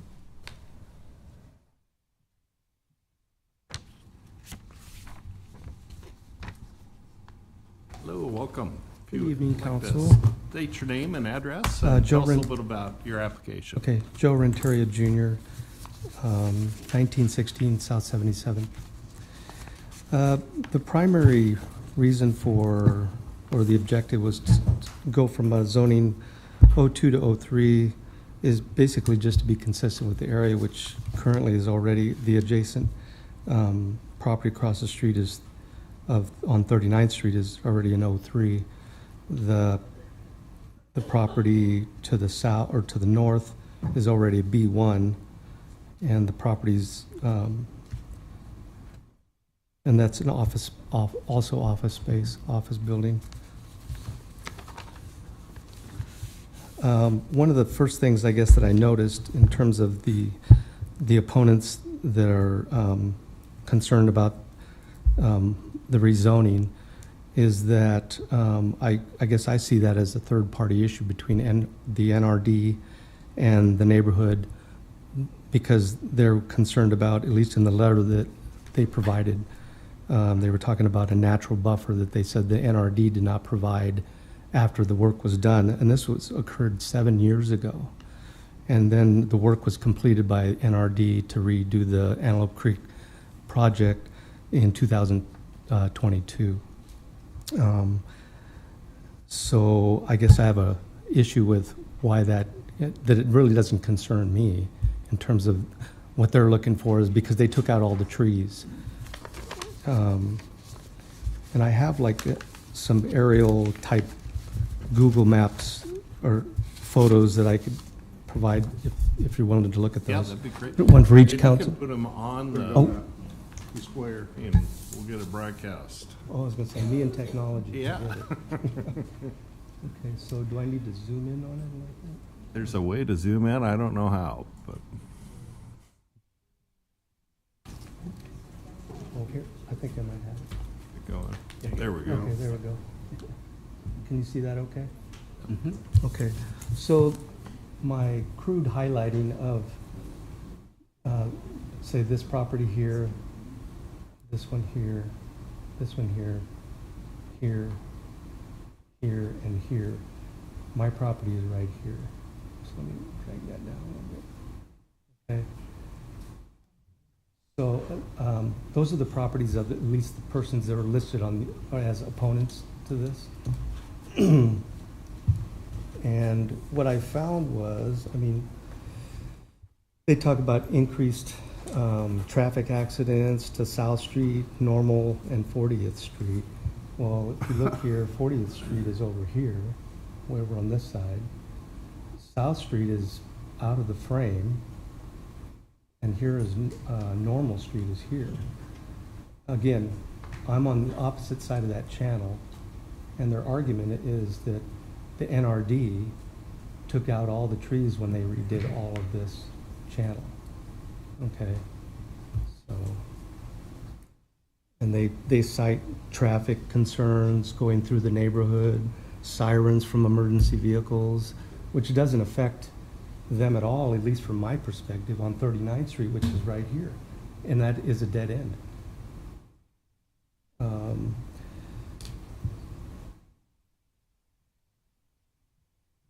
And they cite also increased traffic accidents, which, I mean, again, the major streets here are Normal, and here's, again, 40th Street. South Street is out of the frame over here by another half a block. So, then they also cite noise pollution from all those things, in addition to light pollution. And they talk about office buildings and building lights. Well, the major buildings that are here are this one right here, which is across the street from my property. There are lights in the parking lot. As far as lights on the building, I've been there at various times during the day, late afternoons and light, and I don't see anything in terms of noise really. It's actually a quiet dead end. And the only traffic that comes in here is going to this, which I think is their main customer is Blue Valley Mental Health. And there's a pharmacy in there as well. So as far as light pollution, I think there was a street light here, but it was, and I don't know if I remember if it faced the channel or the street, but it's no longer there. They took it out when they did a lot of the LES work for the property next to me to the north, which there's been a house placed on that property. But the only street light is approximately here.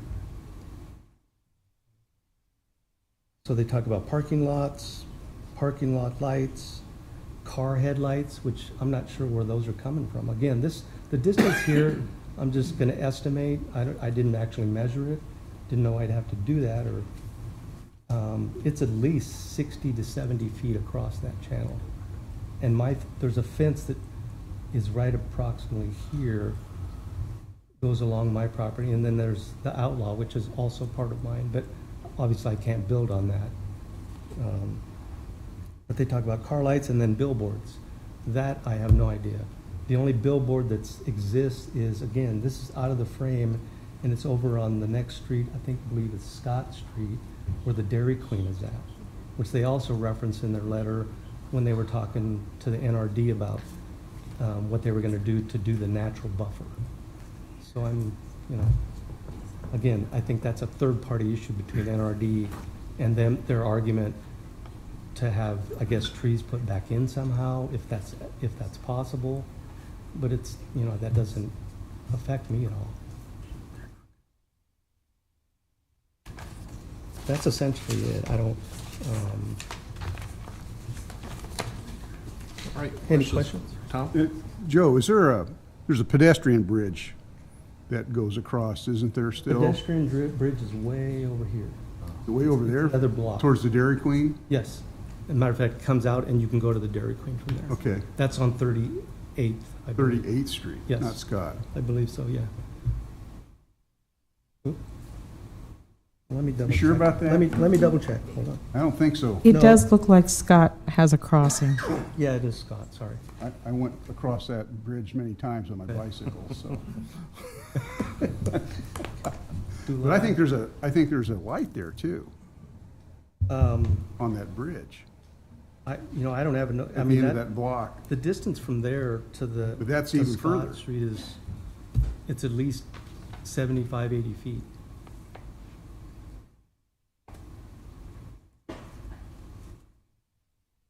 And again, not to be redundant, but I think, I understand their concern because there were a lot of trees and they've sent, I got a copy of the pictures that were there with all the trees that were established and, 40, 50-foot trees maybe.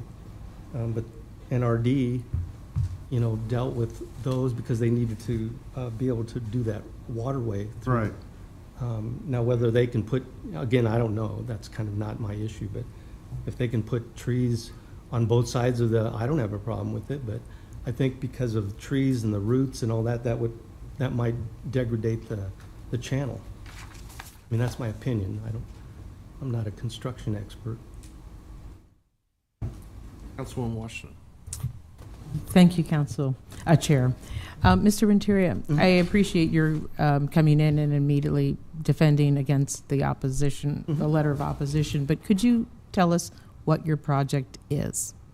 Well, for the most part, it's just going to be an office building that's going to be pretty much take up that portion of that lot. Will you outline your lot, please, on the map so that we can see that? Be an oblong, okay, because there's currently a house right here. Okay, there's currently a house right here. A friend of mine and I bought the lot together, and then we had it replatted. So now that's his, and he's already had a house, an older home that was brought in. It qualified for that as residential because of the age of the house. But it also can be turned into, and I think he's considering turning it into like an office space. And then the proposed building that I'm talking about for me is going to be right here. So you're creating a project that has residential and office? No, it would just, that was initially one of the ideas. It was going to have 2 residents up above with a business below. Okay. But that's gone down the road. I don't think that's going to work. So now it's just going to be a one-level office space All right. of about 2,200 square feet. All right. And it's an odd shaped building. It's going to come like this, like almost a triangle. All right, thank you. Other questions? Councilman Cho. Thank you, Mr. Chair. Mr. Ruggiero, thank you for coming forward. Okay. So, Oops, sorry. you're talking about a zone change from 02 to 03. 02 to 03. Yeah. And you're asking for some waivers too on the use for the 03. Potentially, because one of the things that we ran into when it was originally the 02 Just the waivers. had to deal with parking. Parking, okay. And so one of the ideas, and that still may be depending on how things go, is to have parking in front of the building perpendicular to the building. Or even the way it sits right now, we could do parking on the curb. So a zone change and some parking waivers. Potentially, yeah. Because the other side of the street on 39th is no parking. Thank you. Sure. Other questions? Thank you. Okay, thank you. Are there any members of the public that would like to comment on this? If so, please come forward now. In with Mr. Curry if possible. Director Can Carey, if you someone could. from Building and Safety come forward? Both hats. David Carey, Director of the Planning Department, 555 South 10th Street. Mr. Curry, zone change from one office zoning to a different office zoning? And then some waivers. Is that, what am I? There's also a use permit that is part of this. Just to be clear, so the change of zone that's being requested from 02 to 03, if you recall, we changed our regulations for parking Yes. fairly recently. Going to 03 releases the requirement for minimum parking on this, which is helpful for, as the applicant was saying, this is an odd-shaped lot that has some constraints. Basically, the waiver that's being considered here is to reduce the setbacks for the parking so that it can fit better on that odd-shaped lot. So really, it's fairly straightforward what's being proposed, and I would agree with the applicant in the attempt to try to explain that there is some opposition, but it was about the fact that there was an NRD project that took away some of the screening that was on the other side of the creek and Channelway that did take away some of that buffer, but it was not on the property of what's being proposed. So there's really not something to consider there in that sense. Now, it clearly is upsetting to the property owners on the south side, but it's not applicable to this proposal. So it's a empty lot on a dead-end street that could be changed, that could be developed? Correct. Thank you. Mm-hmm. Any other questions for Director? All right, thank you. We have one more last call. Any members from the public like to comment on this? Please come forward. Now, we'll go ahead and proceed. Item 6F, change of zone 24020, application of William and Kathleen Rentschler to change the zoning designation from AG Agricultural District to H3 Highway Commercial on the property generally located at 91st Street and Nebraska Parkway.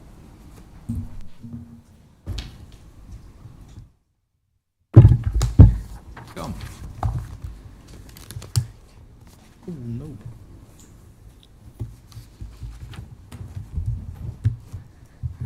Good evening. My name is Ann Post. I'm an attorney with Rembolt Ludke Law Firm. I'm here today on behalf of the applicants Bill and Kathleen Rentschler in support of this change of zone. As was stated, this is a request to change of zone from ag zoning to H3 commercial zoning. What is unique about this application is that in this case we are asking for a change of zone to this urban zoning outside city limits.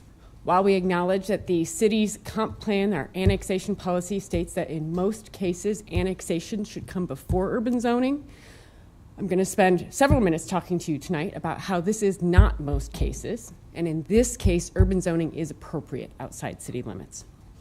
So first, I think I forgot my address. I'm getting a look. It is 1128 Lincoln Mall, Suite 300. Next, there were exhibits were handed out. These were exhibits that were included with the materials from Planning Commission, so you won't see anything new there, but hopefully they're a little bit clearer copies. Hopefully. I might have fought with my color printer. Anyway, all right, so first, let's see, the first thing I will direct your attention to is just a map to introduce the property. The property at issue, you'll see, is on page 2 of your application, or of the materials, and it is the area shown in blue. You will notice that what we're seeing right here are roads. This is actually Nebraska Parkway. Actually, it's right at this intersection where it changes from Nebraska, from the city street to the state freeway, right in this intersection of Nebraska Parkway. This is South 91st Street that changes to Yankee Hill. And this is actually the continuation of South 91st Street here, which is also a minor arterial street. You will notice if you flip to map 3, sorry, I'll try to. Staple threw us off. I forgot my left and my right when I was talking to the copier today, so sorry about that. Anyway, on some of them, so you will note that this is actually the darker shaded area is city limits. So you'll note city limits run right up to the side of Nebraska Parkway. They run right along this northwest side of the property. In fact, if you look really closely, city limits are just a little bit on this property. All right, so this property is directly adjacent to city limits, but it is not in city limits. If we look at the surrounding uses, you will see on the north side, I apologize for making you dizzy with my maps. Right here we've got Tractor Supply. This is actually the Andermatt development. So this is Menards, Walmart. I think this is Sam's Club over here. We've got commercial lots for future development in these locations. So that is a little bit of an overview of the property. I'll give you a little bit more to follow up, but that's the area surrounding the property. The property itself is just over 2.5 acres. Like I said, it is owned by Bill and Kathleen Rentschler. They've lived over there for over 30 years. It has been their home. They have raised their family there, but they are reaching a point in their life where they just can't maintain that large of a property. So they're looking at, as they position themselves for the next step, they're looking at the best steps for this property. As they look towards the sale of this property, really, given its location, given what the development around it in the last 30 years, they're seeing commercial use as the best next use for this property, and that's why we're in front of you on this change of zone. However, this property sits in a unique location that it is subject to so many different local jurisdictions. As stated, this is outside city limits, but because it is adjacent to city limits, it's subject to the city zoning code and the city subdivision code. The roads are county. As I mentioned, Nebraska Parkway actually changes from it is a road that is, the ground is owned by the state, the city maintains the street, but then where it's a freeway, it is the state freeway. So we have a wonderful mix of jurisdictions to work through when we're actually looking at developing this property. The most important one, though, is also that this property is part of the Cheney SID. That's a sanitary improvement district. That means this area is served by rural water, and its sanitary system is part of the Cheney SID. So a little bit of background on Cheney is that Cheney was actually, according to the planning department, Cheney was actually platted around 1870. The community has been there for a very long time. Today it's structured as a sanitary improvement district, again, which means they're responsible for upkeep and maintaining of that sanitary system. What that means is that the residents of Cheney all share in the fixed costs of operating that system. What that also means is, to take us back a little bit further, is that the Cheney SID upgraded their lagoon system in the early 2000s, because at that point, their lagoon system was too small and it couldn't serve the needs of the community. So in the early 2000s, they worked with NDEE and upgraded that. Now they find themselves in a situation where they're having problems having enough users on the system to actually make the lagoons function. So really, they need users, they need effluent flushed into the system to actually make it work. Trying to work on very precise ways to say that. Anyway, all right, so all this together creates a unique problem for annexation. because the city, legally, it cannot annex parcel by parcel. So if it wanted to, so if we looked at annexation, it would need to annex the entirety of Cheney at the same time. This presents, so first it can't feasibly do parcel by parcel because that would start to take parcels off the system, again, limiting those users and so that each user, as they subtracted users, would bear more costs, also taking users off that lagoon system. If they annex the whole thing at the same time, there's a unique issue that Cheney sits on a hill and it drains into several different watersheds.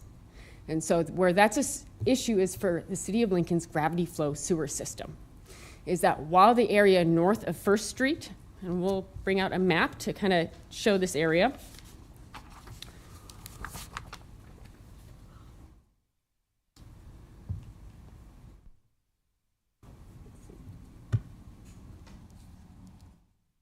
All right, so this is First Street. That's actually a continuation, I believe, of Yankee Hill, but in Cheney, it's First Street. So while this area north of First Street could today be sewered into the City of Lincoln's gravity flow sewer system, this area south is not in the same watershed. It would have to be sewered in, I believe it's a Stevens Creek watershed, and that trunk line, which would mean either there would have to be a lift station,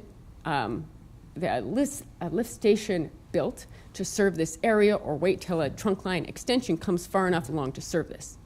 More than that is the issue of aging infrastructure. If the city were to annex, it would have to look at upgrading all of the aging infrastructure, that's the sewer and water in the area, and that would be a city cost. In addition, as I said, it's served by rural water. When the city annexes property from the rural water district, there's a fee paid for every lot that's annexed. Typically, the agreement with rural water is that that fee is paid by the city. Now, you haven't seen that often because typically in an annexation agreement, it's agreed that the person requesting annexation pays that. So that is, at that point, it's the developer that pays that to the city to pay it to rural water. If the city were to annex all of Cheney, it would be responsible for that fee for every single lot that was annexed into the City of Lincoln. So all that is to say, the city can only annex all of Cheney, and that is a very expensive proposition. So that's the kind of a summary of city annexation of this property. So next is there is an option to request for a property owner to individually request to be detached, and that's at the discretion of the SID board.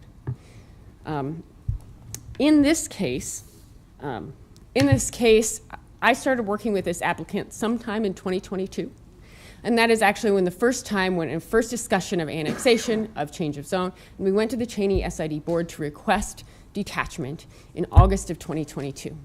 At that time, that request was denied, generally because of the lagoon system. That again, to detach one property would be to spread costs over less users, and again, we needed that use of the system. So after being denied, we again moved forward with our change of zone application, went through several discussions, months of discussion with the city on other topics, including a bike path. When those did not come to fruition, we went to continue to move forward with this application. And at that point, the city strongly recommended that we go back to the Cheney SID board to request detachment again. That enough time had passed, that there were different members on the board, and there would be more receptiveness to a request for detachment, especially if a structure were proposed for that detachment. So on the city's strong recommendation, we went back again, first in January of 2025, that's this year. First in January, and that was the first conversation to just basically theory test it with the board to ask if there was receptiveness to this, if we should work to put together a proposal. At that meeting, we got the direction that yes, the Cheney SID board would be willing to look at that. We should put together a proposal to put in front of the board. So we did that. The Cheney SID board meets quarterly. We had until April to put together our proposal. We went through our proposal. We provided copies of that to the Cheney SID board. Our proposal was structured after, again, that rural water district proposal. So it'd be a structure around detachment where if a property, especially one of those properties north of First Street, wanted to detach, there would be a set detachment fee and a request to the board. We set that fee at an amount that would be equal to 10 years of the annual assessments of the Cheney SID, with the idea to defray some of that cost that they would experience, again, with not spreading that cost as far, also to allow them to build some capital reserves for any improvements to the system. So at that point, we put together that proposal, we shared it with the board. We actually put my wonderful client, who's daughter of my client, Bill Rentschler, this is Rachel Rentschler, who's with us tonight, actually put together a wonderful flyout to explain this proposal in writing. And she and her sister, Emily, which is also here, went door to door to distribute that flyer to answer any questions. She gave out her phone number and email address to make sure that they're available to answer any questions with this proposal. Right, that hearing was held in April. And again, the Cheney SID board elected not to move forward with with any proposal for a detachment and not to detach this property. So that's why today we're moving forward with this application in front of you to request a change of zone outside city limits. Again, outside city limits. So the city's annexation policy says, again, that in most cases, urban zoning should only follow annexation. There's a few solid policy reasons for this. First is utilities. The city doesn't extend utilities outside city limits. That's water, that's sewer. So this property, if it were to be annexed, could be served by the city's water and sewer. But we understand that by requesting annexation outside city limits, we will not have the benefit of city water and sewer until as such time as we're annexed. So we understand that that will be a factor, but we've accepted that in the development of this property. The next reason is urban infrastructure, any urban use needs urban infrastructure to serve it. For example, if you were to put a strip mall out in the middle of the country on rock roads, you would soon end up with congestion issues. You would end up with dust. You'd end up with deteriorating roads, just infrastructure that is not built to support that urban use. In this case, it is very unique because this property is served by urban infrastructure. If we look at, I will draw your attention to page 9 of the packet. What this is a map that shows the city's access management policy designations. So what you see is this kind of white line shows that this is Nebraska Parkway is a freeway. Green means it's a minor arterial, which we have here and here. And red actually means a major arterial. So that is quintessential urban infrastructure for road infrastructure that's serving this property. I would also like to point out that if we look, and I will zoom in just a little bit here, if I can figure out how.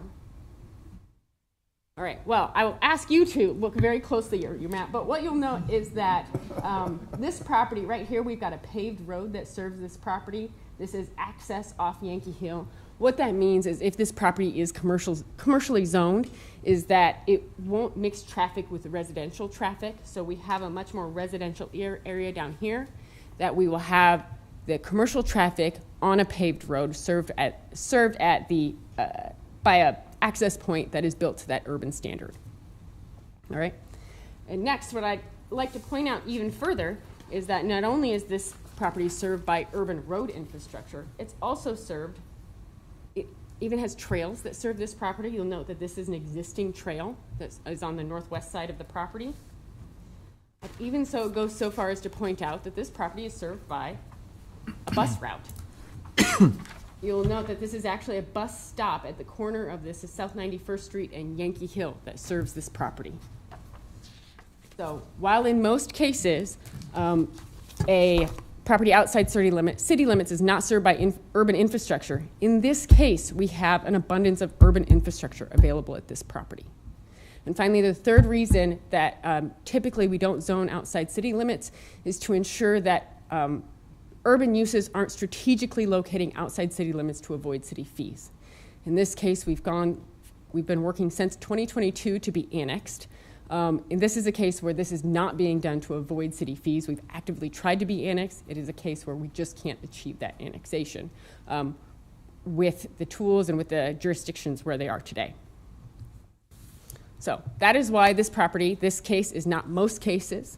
So finally, I want to drill down into why it's actually, absent all those factors, why in isolation it is appropriate to have for urban zoning on this property. So you will note, as was noted, what I'm putting on the map is, this is just a zoning map of the area as it sits today. You'll notice, as pointed out, We've got B2 zoning on the northeast side of the property. Again, this is the Andermatt development. We've got H4 zoning for traffic supply. That's all the commercial zoning directly surrounding this property that's in city limits. If we actually move our focus to outside city limits, we'll see that there is direct precedent here for commercial zoning outside city limits within Cheney. If we note here, right here, this is Sasquatch self-storage. That is H3 zoning in Cheney, very near in this triangle of property that is in Cheney and north of First Street. You know, right here, you can't see it underneath. This is actually Athey painting. It's not zoned commercial because it is an existing non-conforming use, but it is a commercial use that is within this same triangle of property north of First Street within Cheney. Right here, this is actually I-1 zoning, so that allows even a much broader range of uses than H3 zoning. That's Spanel Motors. Directly south of the property is H3 zoning. This property was recently rezoned to H3. It is still vacant, yet to be developed, but is again existing H3 zoning outside city limits in this very unique area of Cheney.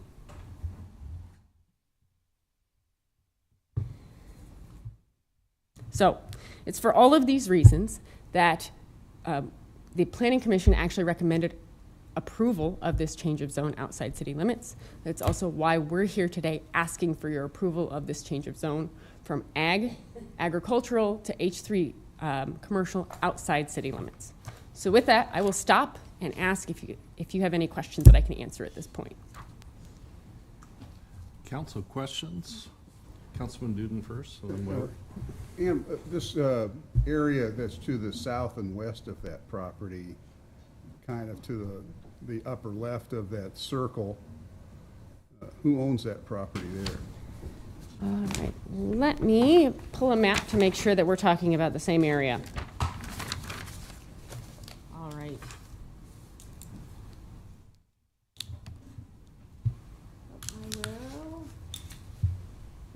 Are you talking about this area right here? Yes. So this right here, that's actually county right-of-way. Okay. And then these two triangles of property are actually City of Lincoln property. So it's outside city limits, but it is owned by the City of Lincoln. Okay.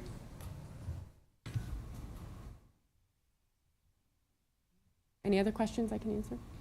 I have a question. Yes. So it was noted that one of the reasons that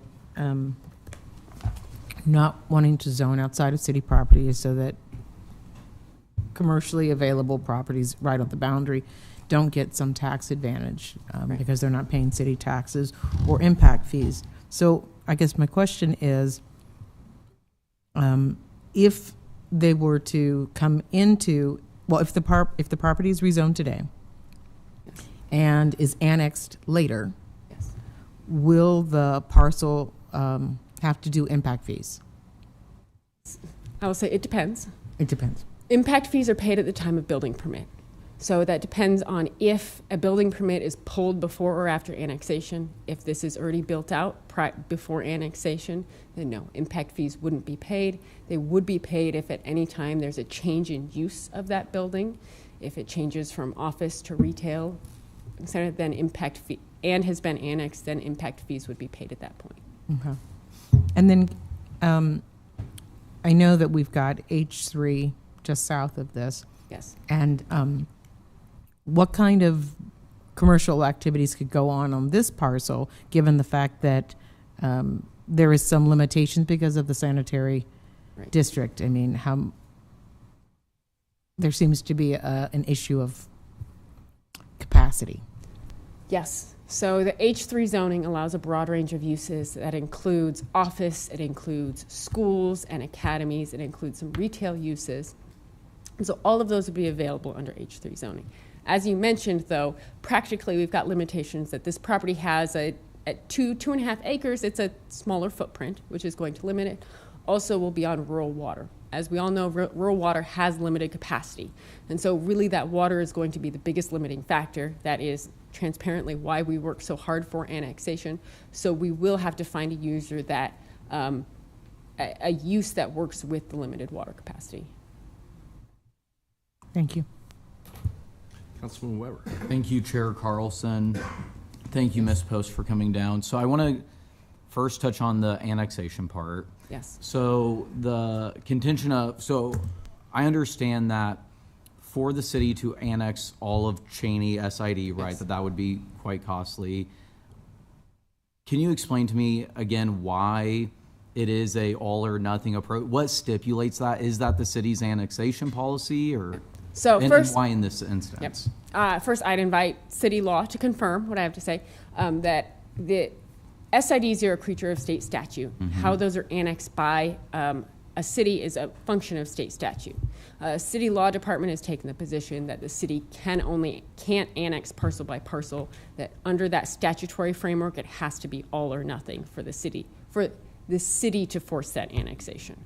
If the SID wants to allow properties to detach, once they're detached, they could be annexed parcel by parcel, but until the SID allows that to detach, the city can't force the annexation. Okay. Unless it's willing to take over the whole thing. So that's kind of the contention of why there's not this conversation, why we're discussing a urban zoning instead of annexation is in part because of that.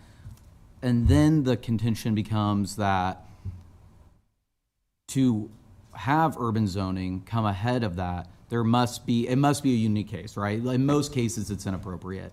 Right. And the argument that the applicant is making is that the three of the factors that would be part of the common case, right, do not apply here, right? The fact that there's a concession that the utilities will not be used, right? Yes. That the urban infrastructure already serves this property, right, and that there is no avoidance because there have been attempts to be annexed. That's the applicant's attempts. Yes, that's the applicant's position. Yes. Okay.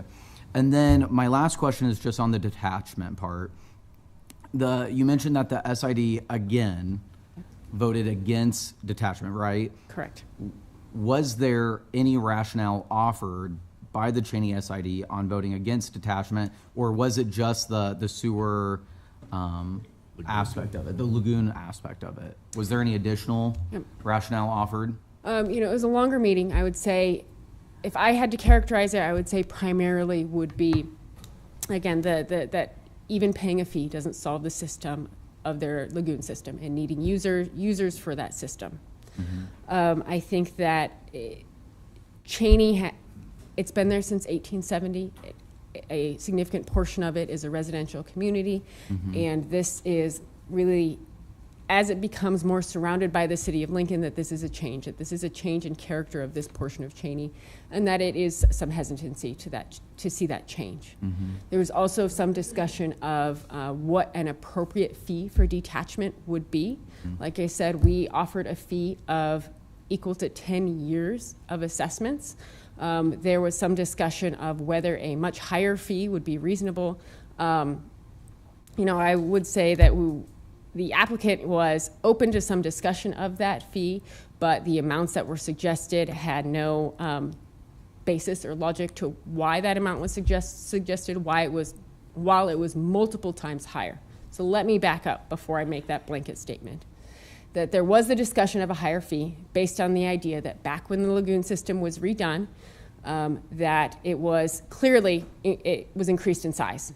That there is the idea presented that it was increased in size so extensively because of these properties north of First Street. And that somehow it was increased in size due to these properties north of First Street due to some vacant ground there. And therefore, because it was increased in size so much because of these properties, they should pay a much larger cost of upgrading those lagoons. There's no documentation to support that.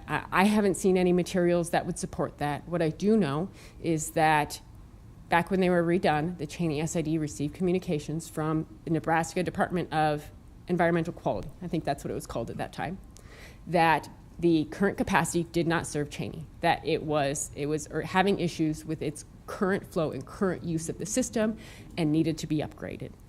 NDEE provided a low to no interest loan at that point and worked with Cheney SID to upgrade their lagoon system. Since then, that loan has been paid off, with each property in Cheney paying that through those SID assessments. So, that is what we can document. This property paid equally with all the other properties in Cheney to pay off that loan. There is no existing loan. Actually, I do have some maps of just informational of these lagoons I can share.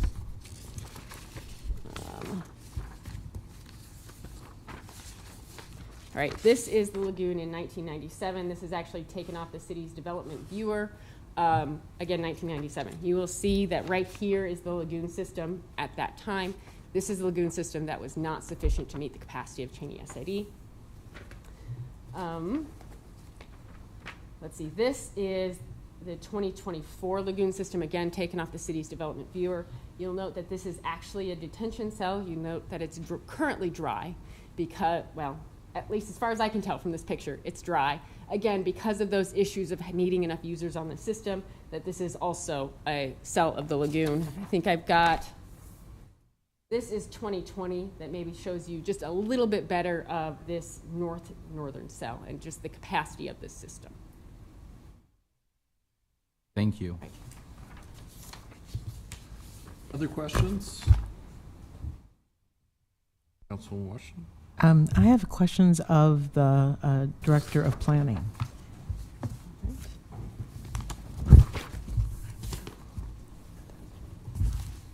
David Carey, Director of the Planning Department, 555 South 10th Street. Thank you for coming forward, Director Carey. On the first, maybe it's the third page of the report that you gave to us, under the justification for recommendation, and you recommended denial, or your department and the Planning Commission recommended denial. The paragraph starts, the requested waivers. That's the paragraph that I'm interested in. Toward the bottom, there's a sentence that says, however, being less than 5 acres, an amendment to change the land use designation is not required, provided there are circumstances that justify it, and the property will be within city limits. Before we get to the end of the piece that says within city limits, because I don't think, we're not talking about annexation, can you tell me what the circumstances are that might justify a property being zoned before coming into the city? So I believe that the reference to 5 acres is our policy to not require an amendment to the comprehensive plan for land use changes. Okay. So that's why you don't see that in front of you today as well. So there's no land use change? Correct. So on these quote unquote smaller changes or proposed changes, we do process those without requiring that change, basically because the impact is not as great as something that would be larger than 5 acres. So we're just getting the zone? Correct. Change of zone, no, okay. And then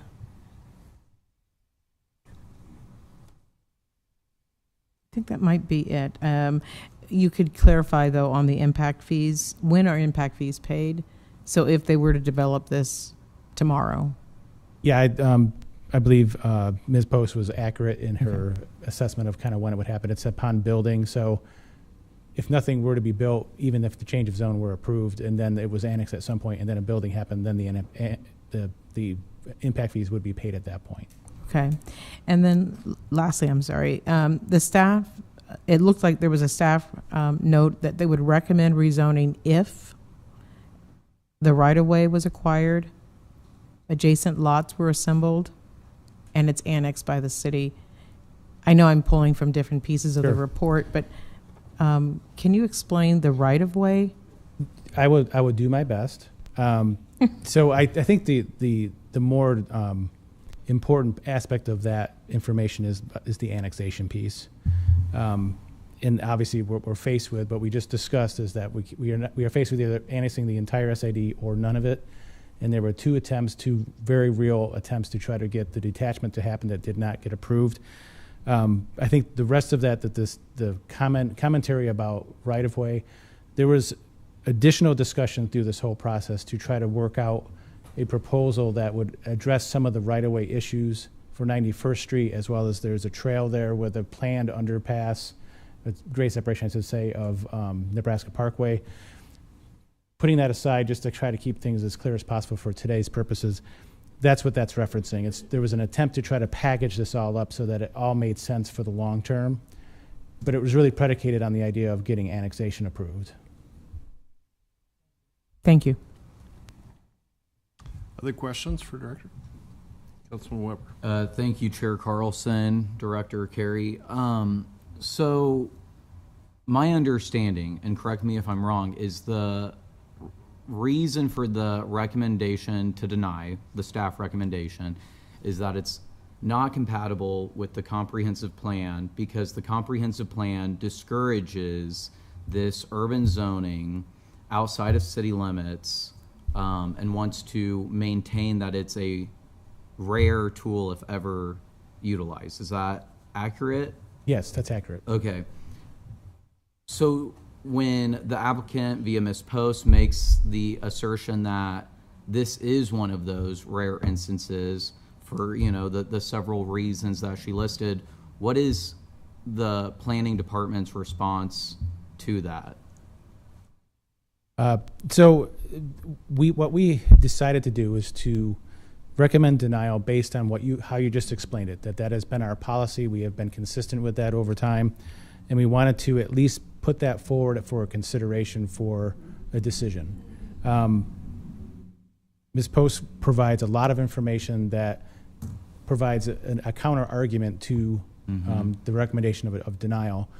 And I will say that our planning commission listened to that argument and obviously recommended approval to this body.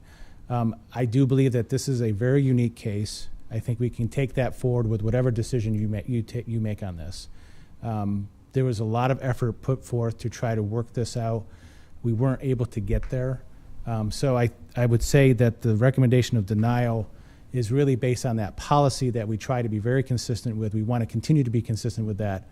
And in this case, it is very unique, and I would kind of leave you with that at that point.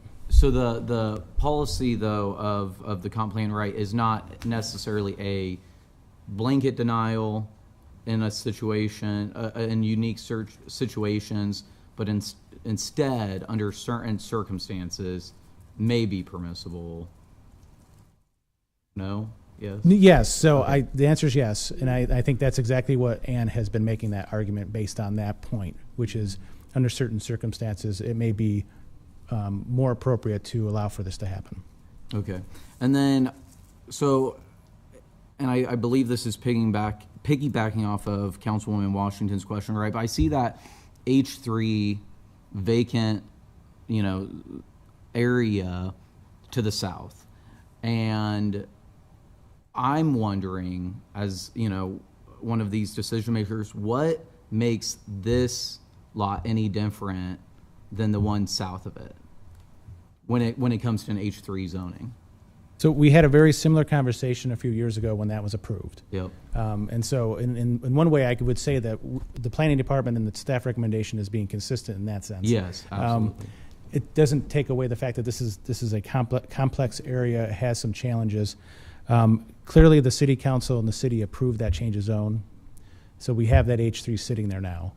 I think to answer your question about what's the difference, I think that there are some slight differences where it's kind of the location and how it's located off that cul-de-sac and kind of how the access happens and things like that. The location is a little bit further removed from First Street, which is more the residential area of the SID, of the Cheney SID. So there's some differences in that sense. But I would say that overall it's very similar in the sense that it faces the same situation where the detachment from the SID is a challenge, and therefore we're left with a decision to be made. Should it get an H3 zoning change or not based on the uniqueness of the situation? Okay. And it had a similar process? Correct. Yep. Okay, thank you. Other questions? All right, thank you, Director. Thank you. Are there any members of the public who would like to comment on this? If so, please come forward now.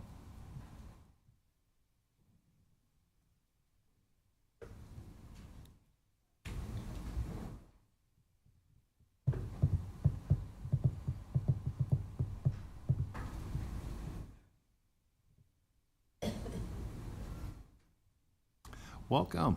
Hi, how are you? Good. I have I'm old school, so these Yeah. are paper copies of my emails and some of the stuff I'm going to read here. But, All right, and if you want to just start with your name and then address, and then have at it. I brought 4 other community people here. I need about 5.5 minutes. Okay. Good evening, council members. My name is Linda Sponel, and I live at 8440 South 91st Street in Cheney. I wish to express my opposition to the proposed zoning change for the property at 8200 South 91st Street, Cheney, Nebraska, parcel 24020 from Ag to H3, requested by Bill and Kathy Rentschler.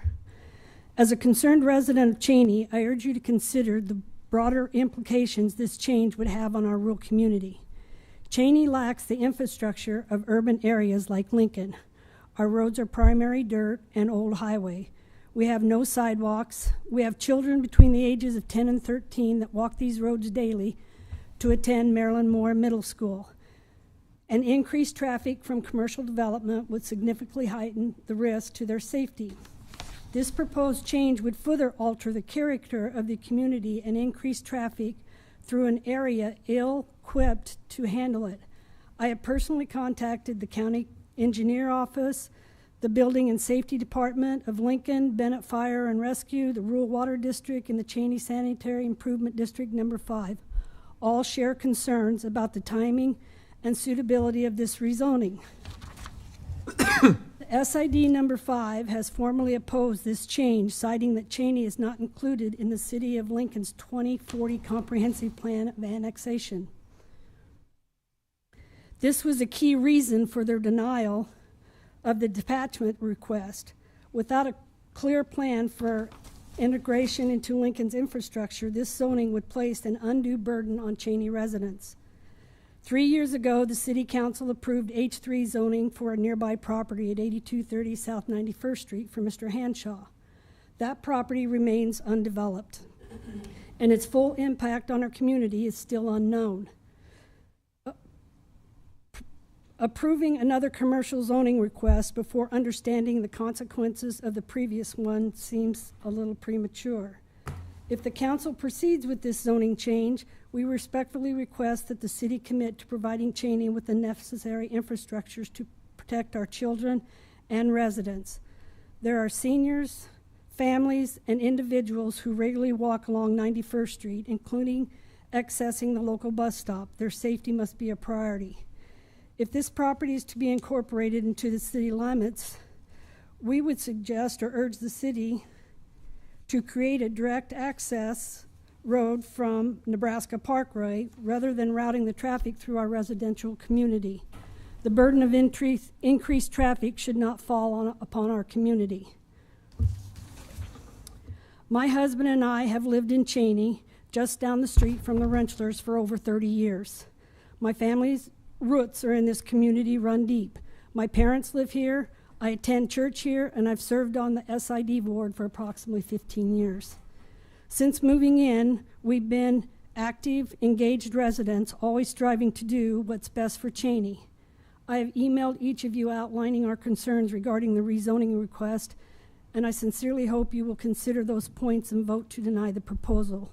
Rezoning to H3 would allow heavy industrial activity, including increased traffic, noise, and safety concerns, not of which align with the values of the families who live nearby and would impact the quality of life for those who have invested decades in the community. We understand the importance of growth and development, but hope it can be done thoughtfully in a way that respects the existing community.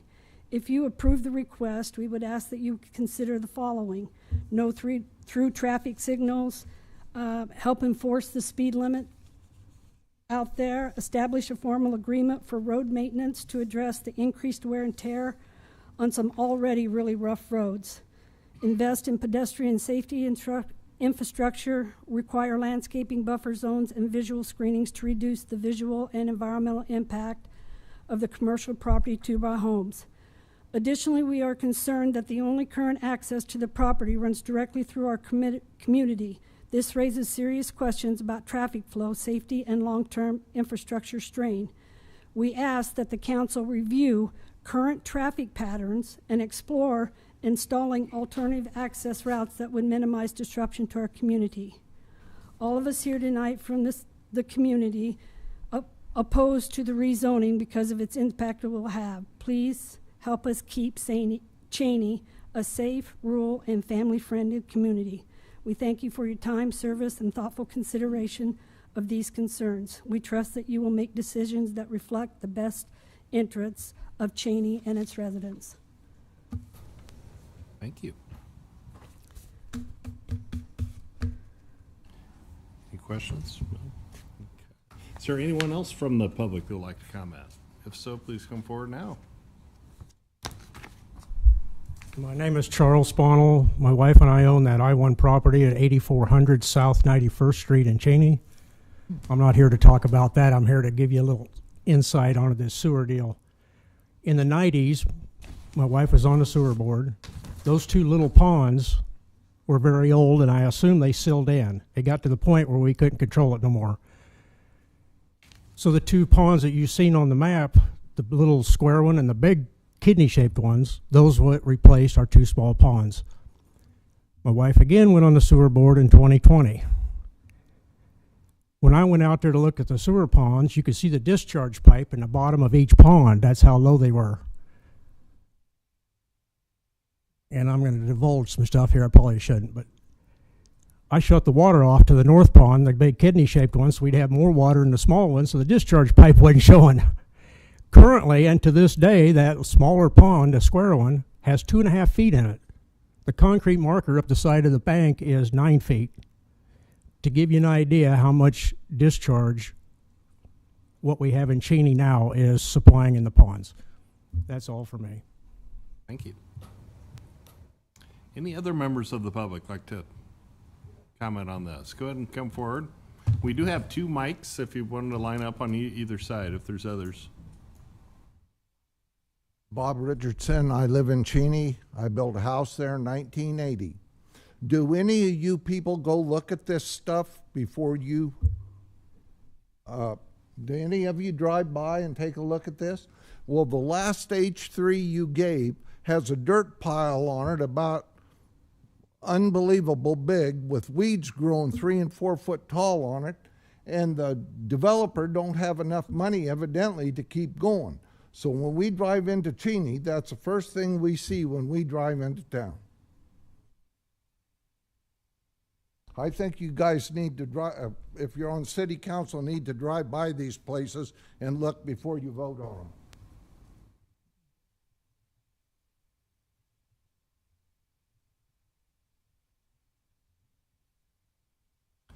Welcome. Welcome. Thank you. I'm Chance Hanshaw. I'm the guy with the dirt pile. Guess how that started with the dirt pile. I mean, just go there. The city made me tear down the old house that was there. I get it. It needed to be torn down. So I did. And there was a city job that was being done that H.R. Bookstrom was doing, and they had some extra dirt. Said, you need a basement you filled in.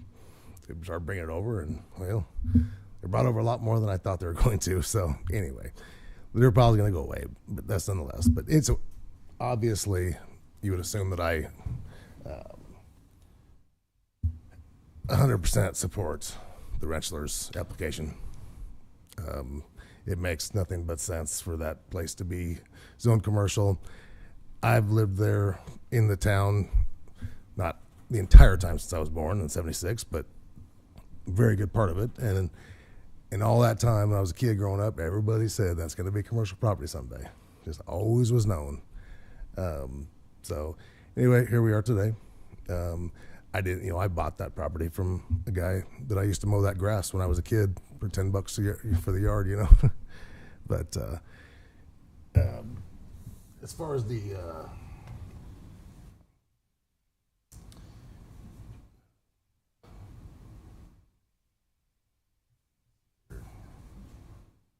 the Spaniels have the I-1 zoning, and they obviously are here not wanting somebody else to get rezoned, which I guess take it however you'd like, but I don't think that's correct or right Sir, I but- can't, I'm having a hard time Oh, hearing you. sorry. You know, the Spanels that we're just talking, they're the ones that have the I-1 zoning just south of me. Okay. You know, Chuck said that Linda got on the SID back in 2020. Let me tell you why she got on the SID was to stop any zoning changes because they knew they could deny a disconnect to get pulled into the Lincoln city limits. Mark Lewis came in front of actually the SID and they denied him. So anyway, it worked out. So she's put everybody on the board to do the exact same thing. I was denied to be disconnected from the SID. I'm not even hooked up to the SID. Back in 2022, when the Renchlers went in front of the SID to ask for a disconnect, she asked Mr. Hendrickson if she could deny me a hookup to the sewer to stop me from developing my land.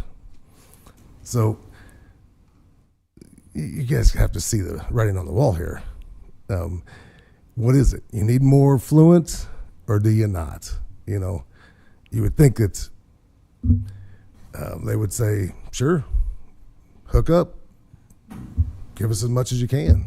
But I actually had asked one of the person on the SID probably 3 months ago for an application to hook up.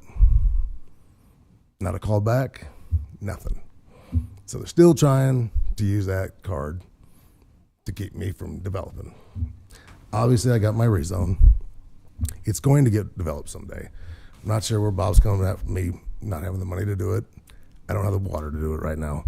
Rural Water won't give me a hookup right now. So that's why nothing's been done. Honestly, when Ann got me rezoned years ago, I probably should have turned it into outside storage, I suppose. Didn't need water, don't need sewer. Probably what I should have done, but that's not what my main goal was. So that's what we didn't do that. But anyway, you guys, I think you can see the writing on the wall that Bill is out here on an island surrounded by commercial property. I don't see why somebody else in the future should benefit from this ground going from ag to H3 when he's the one that's been there for 30-some years. I don't know. It's my 2 cents, I guess, but thanks for listening to me. Have a good night. Thank you. Thank you. Is there anyone else from the public like to comment on this issue? So please come forward. Seeing none, we'll go ahead and proceed. Item 6. There's a rebuttal. Oh, is there an interest from rebuttal? Yeah, thank you for the applicant. Thank you. Yeah. Good evening. Again, my name is Ann Post, attorney with Rembolt Ludke Law Firm on behalf of the applicant. I would just like to comment, there have been several comments about a lack of infrastructure in Cheney. As we've noted, this property is really on that northern, really it's the tip of the spear. This property has that urban infrastructure surrounding it, where there is the freeway, the major arterials and minor arterials surrounding it. It is absolutely true that there are other parts of Cheney that don't have the same infrastructure. And so that is absolutely something that is a consideration in this area of Lancaster County. But in this case, this property has the infrastructure where other parts don't. That's where we pointed out that this property does take access off that paved street.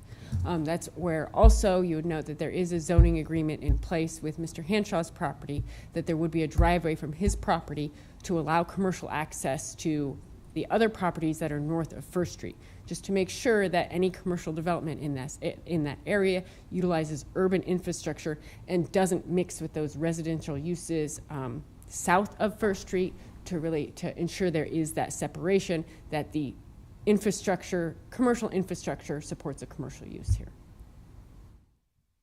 Any other questions for me? Any more questions? No. No? Thank you. I don't think so. Thank you. Thank you. All right, now we can move on to the next agenda item. 6G. Item 6G is text amendment 25006, application of Eolian LP to amend Lincoln Municipal Code Section 27.02.030B to add a definition for battery energy storage system, to amend Section 27.06.090 Utilities Use Group to add battery energy storage system as a permitted special use in the AG zoning district and a permitted conditional use in the H3, H4, I1, I2, and I3 zoning districts, to amend Section 27.62.060 Utilities Use Group to add the permitted conditional uses allowed in the H3, H4, I1, I2, and I3 zoning districts, and to amend Chapter 27.63 Special Permits to add a new section numbered 27.63.840 entitled Battery Energy Storage System to add uses allowed by special permit in the AG zoning district. Thank you. Welcome. Thank you.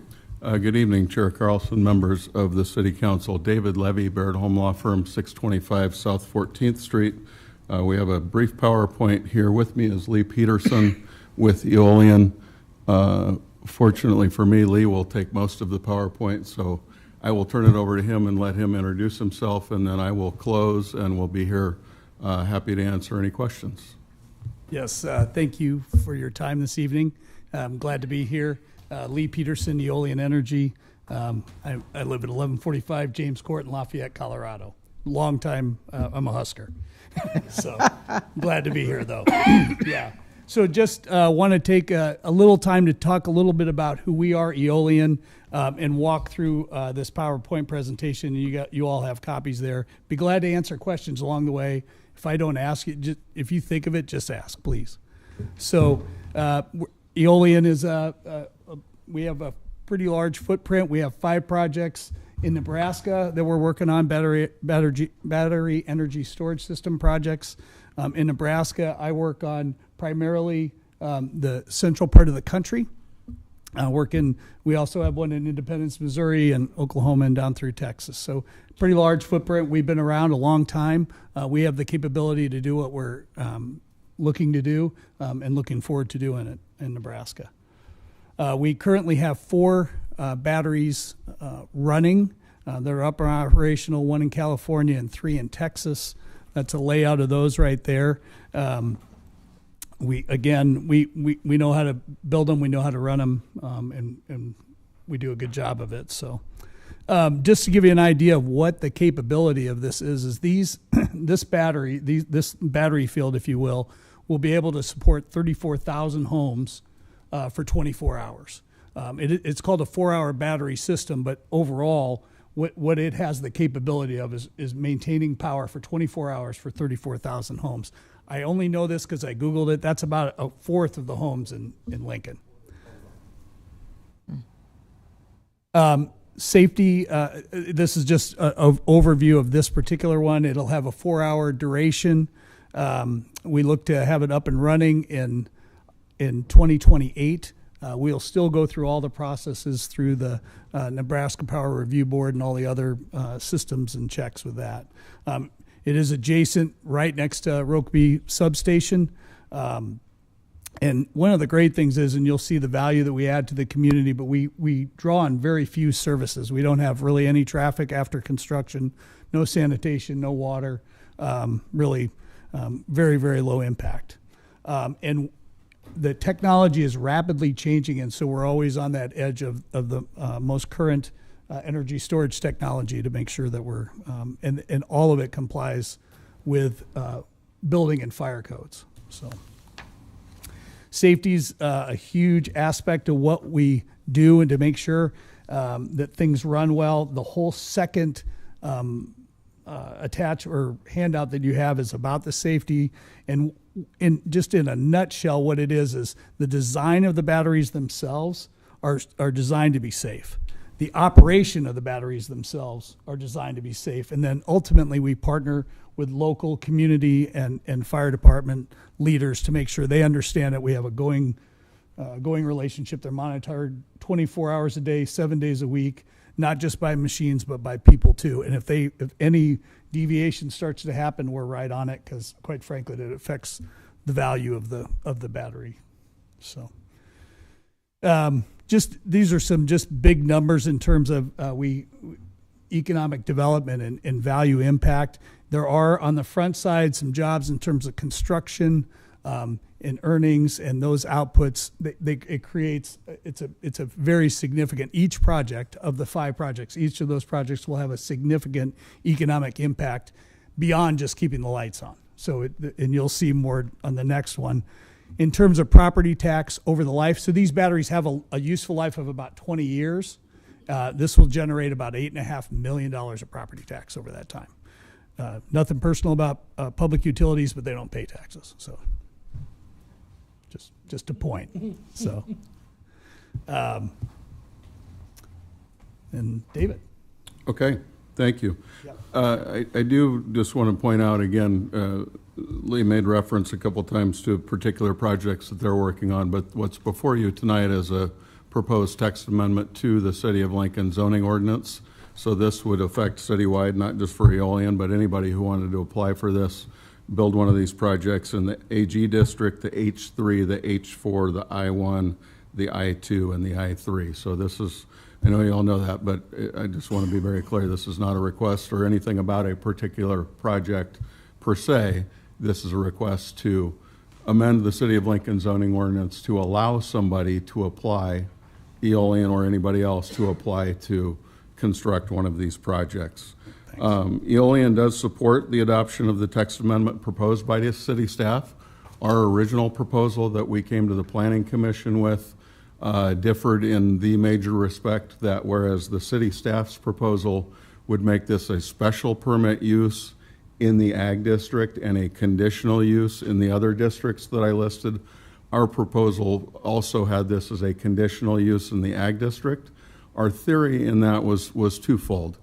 We wanted to try and find that appropriate balance that we always look for in zoning matters of protecting participants in their property rights and non-participants, neighbors.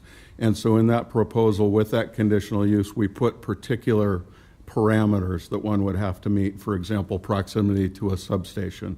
But because these are fundamentally utility structures, we thought that a conditional use type of approach made sense. Planning staff disagreed with us as to the ag district, and they recommended, and the Planning Commission recommended unanimously, approval of a frankly simpler text amendment with this use as a special permit use. So public hearings, Planning Commission, and upon appeal to the City Council in the ag district. And we understand their reason for doing that as well, and we are now on record as supporting. That's the Planning Commission supported staff's proposal, and at this point we do as well. Text amendment allows the implementation of this very beneficial new technology in the City of Lincoln zoning jurisdictional areas. These projects are very beneficial to the grid in terms of reliability, stability.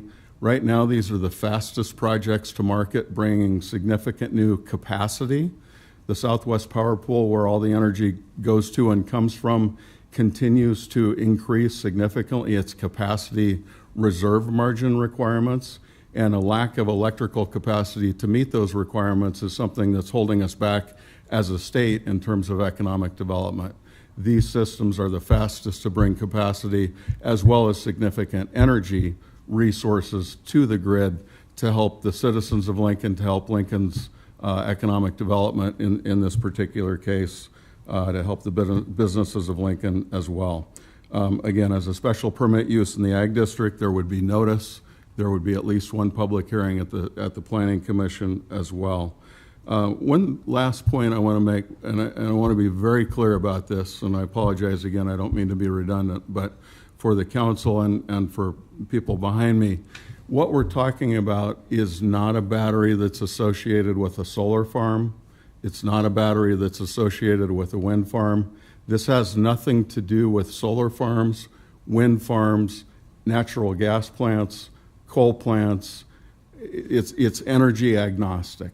These are what we call standalone battery systems. What they're most closely associated with in the electric world is a substation, right? They're designed to sit with the electric utility substation and serve that substation and improve the reliability and robustness of the grid, as we've talked about. So what we're talking about here is a standalone battery.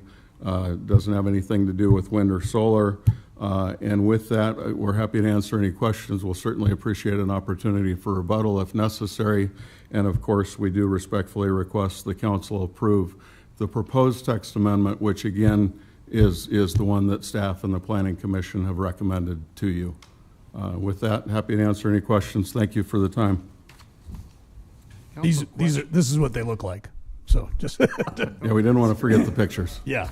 And I do want to point something out, though, in all seriousness, like that's why this is better. I can point to it. But the big thing on the right, that's the utility substation. Yeah. That's already there. Okay, so that big infrastructure that's taller is not what we're talking about. What we're talking about is the kind of long rectangle on the left of the picture. They basically look like shipping containers with transformers on the ends, but the main, they're housed in a container. The battery itself. Yeah. Exactly. Which is a significant safety component as well. Right. All the other safeguards that Lee talked about, and then if something goes on, you're talking about something that is literally contained inside of a very robust steel box. Councilwoman Washington. Thank you, Chair Carlson. You continue to stress that your battery locations can be adjacent to substations.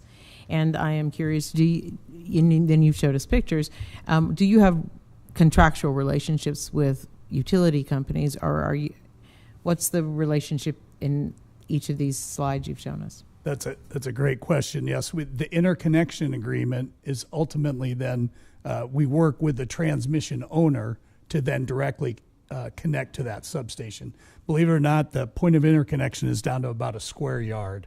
So the whole process, which this process on the Lincoln project started in 2017, that whole way we're communicating with the utilities about how that it's called a gen tie, generation tie into the substation. That whole process, and then we bear all the cost of that from the standpoint of there's no cost to the utility, but engineering wise, it's kind of like when you annex something, you have to make sure the infrastructure matches. So the utility itself basically builds what we call a gen tie, and then we pay for it. But yes, the whole thing is hand in hand. We have to work together with them. And though I appreciate that you said this was a agnostic battery system, I'm assuming that you've had some conversation with our public power company, LES, about a project here in Lincoln. We have, Councilwoman, and I've had conversations with Lincoln Electric System about this particular text amendment. I think somebody from LES is here. Certainly if I misspeak, they'll correct me, but what they told me is that they have no objection to this particular text amendment. Okay, yeah.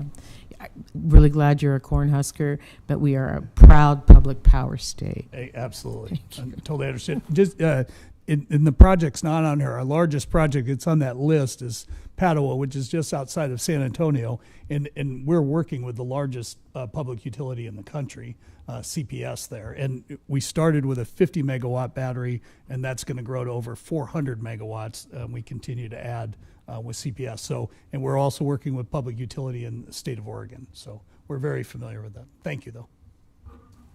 Other questions? Councilman Schob. Thank you, Mr. Chair.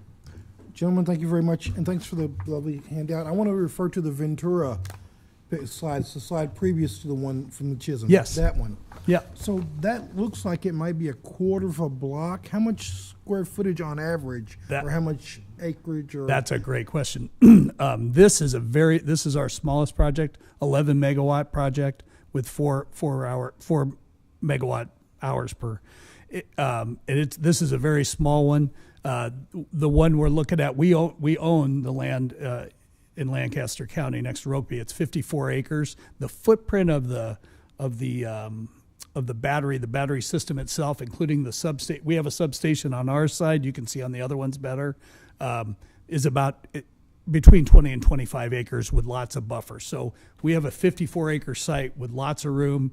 If you don't mind, I'll just go back to that just to kind of give you some sense. And again, it's not particular. This in white here outlines our 54 acres, and that red is a facsimile, if you will, of the Genti that Councilwoman asked about, and that so we would be basically in that corner, if you will, and that would be somewhere between 20 and 25 acres. Like everything in technology, things are getting smaller and more compact in terms of this technology, but they're going to look very similar in terms of that. So that's a great question. And again, we're talking about a generic project here, so to speak, right? Text amendment. But a typical project is of that size that Lee talked about. The actual batteries, Lee, of that 20 to 25 acres cover maybe half of it or less?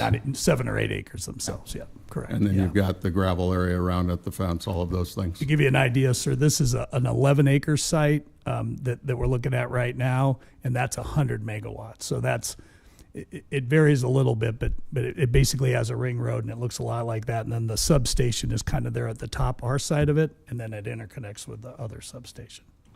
Mr. Levy, I want to thank you for bringing me back.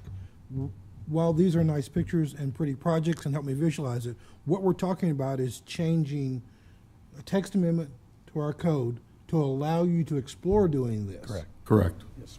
Correct. All we're talking about today is just a text change to allow exploring this project. That's right, and as the planning department has proposed and the planning commission recommended to you, if that project were in the ag district, it would be a special permit use, public hearings, conditions of approval, all of those things. If it was in an existing industrial area, still would be a conditional use. We'd work with staff in any case. And the public would get another opportunity to talk about it. That's right.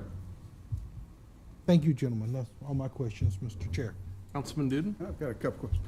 Go back to that Ventura picture because, oops, there we go. As you can see there, they use a type of fencing that you can't see through. Is that something that normally you recommend, and how tall is that fence?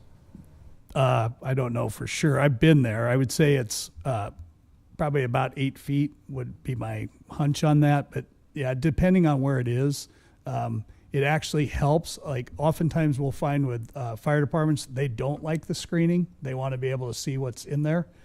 So from their standpoint, we work as you're a neighbor to it. Yeah, right. And that's a great point. In this case, that's the screening would be to that side that would show that. Yep. That's exactly right. And as David said, that we take all that into consideration. This isn't a permit to apply, but you're right. Sure. Thank you. Yes, sir. Other questions? I appreciate it. Thank you very much. Thank you. Thank you. Councilman Weber? Yeah, I do have a question though for city staff, if Director Carey could. David Carey, Director of Planning Department, 555 South 10th Street. Thank you, Director. So my question is, the applicant originally proposed conditional use for all of the use groups, and the city's proposal has special versus conditional in the ag zone. I was just curious if you could elaborate on planning's rationale behind that. Sure. A lot of the rationale is based on fairly recent as well as long time experience with kind of how proposals in the agricultural district are received by the public. Often there is more scrutiny over those locations because it is more rural, it is separated more from the urban activity, keeping in mind that this text amendment change would apply to the 3-mile jurisdiction, which is outside city limits, but does include a lot of ag rural areas as well. So the thought process was that we felt it was more appropriate to require a special permit in the ag districts that would have that at least one public hearing and notification to neighbors so that there was an opportunity to have a discussion about the proposal, as well as the fact that the special permit process allows for the planning commission and then if appealed to the city council, the opportunity to apply additional rules and regulations on the project than otherwise might be there. So that's the basis of the thought process. Thank you. All right. Other questions for Director? Thank you. Thank you. Is there anyone from the public like to testify on this? Please come forward now. Welcome. Hello, my name is Ben Polmeisel. I'm at 26805 Southwest 29th Street in Hallam, and I'm the person that David was talking about from rural Lancaster County, and that's why I'm here. First of all, I have to say, if you have an opportunity to drive down by Hallam right now with all the rain that we've gotten. The corn and the beans look fantastic. And in my opinion, cornfields and bean fields, that's the heartbeat of Nebraska, not Memorial Stadium. Right? Be ashamed to cover those with batteries and solar panels. What David didn't tell you also, he represents a solar company that's trying to come down to Hallam and put 7 square miles of solar panels around us. That's why he knows my face, and that's why he said it's agnostic. But the reason I'm here is, one, these type of meetings are happening all over the country. They're talking about this same thing, these BESS, right? I asked you just look it up. I mean, there are counties and commissioners and there are city councils that are rejecting these things because they're a danger to the public and they want to protect their land, all right? One of the slides said that there's all these investigations didn't show any harm done. That is not true. Google it. You can see that these fires that have happened, they leave heavy metals in the dirt. Toxic gases, well, yeah, they dissipate eventually, but in the meantime, they evacuate residents, all right, to keep them safe. It's not hard to look it up. You just need to Google it and you'll find out how dangerous these are.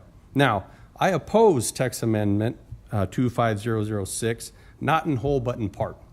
Okay, they were wanting to do it in H3, H4, I1, I2, I3. Now, if I look up city code and their definitions, H3, this district is intended for mixed commercial and light industrial uses. That sounds like a place for the industrial batteries. H4, this district is intended to provide developing area for low density commercial uses and high visibility and access from major roadways. Sounds like a suitable place for large batteries. I1, this district is for developing stable and redeveloping area representing light, heavy industrial uses. That sounds like a good place for batteries. I2, this district is for developing area intended for manufacturing and industrial uses in an open and environmentally attractive atmosphere. Another place that you might want to put a lot of big batteries. Now, according to municipal code definition, agriculture. Agriculture shall mean the use of land for the purpose of raising and harvesting crops, or for raising, breeding, and management of livestock, poultry, fish, or honeybees, or for dairying, truck gardening, forestry, nurseries, or orchards, for the non-commercial on-farm storage or processing of agricultural products, or for other similar agricultural, horticultural, silvicultural, which I didn't know what that was, I'd look it up, or aquacultural use. Now, Chapter 27.07, AG, Agricultural District. This district is designed for agricultural use and is intended to encourage a vigorous agricultural industry throughout the county and to preserve and protect agricultural production by limiting urban sprawl and typified by urban and acreage development. Now, I understand that you're a city, but what happens in the city usually happens in the county. We know that they will follow you, and we already know that a lot of the county commissioners are already on board with all the solar farm stuff. So it doesn't sound like batteries belong in agriculture. Now, because wind, solar, and batteries don't fit into this district, things had to be done. So if you look at Plan Forward 2050, Lincoln's Plan 2050, this is interesting what they developed. The rural areas in Lancaster County are also appropriate locations for emergency energy production facilities, such as wind turbines and solar farms. They are. These industries are compatible with agricultural uses. They are. Support the community's sustainable initiatives and have the potential to be major contributors to the local community or local economy. Both the city and county zoning ordinances have been recently updated to address these uses to ensure that implementation is compatible with surrounding areas. Isn't that funny? Well, they can't get it into ag district because it doesn't meet the definition of ag. So let's just put it in the comprehensive plan and we'll say that it's all compatible. Now, here's another little quote from the Plan Forward 2050 comprehensive plan. By working together across sectors and with the combination of policy, market-driven, and voluntary efforts, the residents of Lincoln can achieve their ambitious goals of reducing net emissions 80% by 2050. Now, the curious thing is they're just talking to you guys right now, but this is going to come to the county. They're already talking to my neighbors, all right, aggressively. So unfortunately, the burden ends up wind turbines, solar panels, large battery storage systems get pushed onto the county for a goal that the city wants to accomplish. I don't agree with that. Now, and that's 5 minutes, so I'll have you wrap up quickly. Okay. In closing, I have read the previous meeting minutes that you have concerns about the use of BESS in ag zones. Those concerns are valid. Don't allow it. Don't allow it. Slow down. Get your questions answered first before you make this decision to put it out in ag. That's all I ask. Thank you. Any questions? Thank you. Any other members from the public like to comment on this? If so, please come forward now. Seeing none, we'll go ahead and move forward. Oh, excuse me, rebuttal. Thank you. Gosh, I keep forgetting that one tonight, so sorry, guys. Okay, I know it's getting late. We will be brief. Again, David Levy, Barrett Home Law Firm, 625 South 14th Street, on behalf of the applicant. Just very briefly, I think as you all know from sitting here through many applications, the agricultural district allows a wide variety of uses. Some of those you heard about from the prior testifier. I would also point out here that in this particular situation, it would be uneconomical to build one of these very far from a substation because you'd have to build a long line to connect the two. You wouldn't do it. And so if these go into an ag district, they're going to go into a place in an ag district that already has major utility infrastructure, a big substation like you saw in the picture there. Safety, we talked about it a little bit. We could talk about it a lot more. If you have questions, I'm certainly happy to address those. I know Lee is as well. I commend you that the handout that he gave you in addition, or we gave you in addition to the PowerPoint, is from American Clean Power, which is a national research organization. It's very well done. It's very detailed, goes into and comes out and addresses safety questions and concerns from a wide variety of angles. Again, these are monitored 24 hours a day, 7 days a week by people who have sensors reporting to them. They're contained in metal containers, metal shipping containers. They're on a fenced gravel lot. These are really very safe. I would also say just, you hear about battery fires in Teslas, for example. These are different kind of batteries. When you put batteries in a car, you want them to be as light as possible. They're still heavy, but you want them to be as light as possible because you're going to move them around in that car. These batteries, you're not moving them around, and so they can be as heavy as you want. So they're made with iron instead of nickel, and that is a much less flammable, combustible substance than the nickel that is in car batteries. These really don't burn. They don't explode. If they overheat, they kind of smolder and the plastic melts if that were to happen, but they would be shut off before they got to that point because the sensor would say, hey, this thing's getting hot, and if the person didn't shut it down, it would shut it down itself. But I just do want to make that point because you see those in the news. These are a different type of battery even than you hear sometimes in those fires. So I won't belabor it any further, but we're happy to answer any other questions you might have.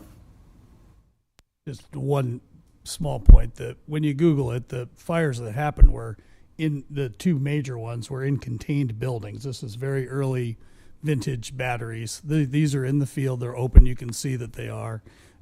Surprise, Arizona was one, and the most recent one in California. Very, very different technology.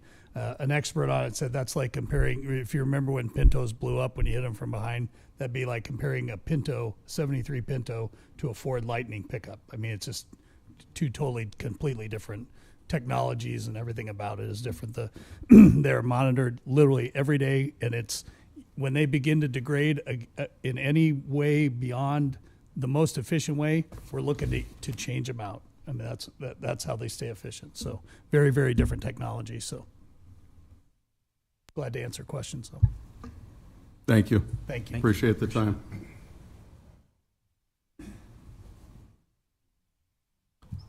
Now we could move forward to 6. Oh, I'm sorry. Go ahead. Can I ask Mr. Curry a couple questions? You certainly can. You certainly can. You got me.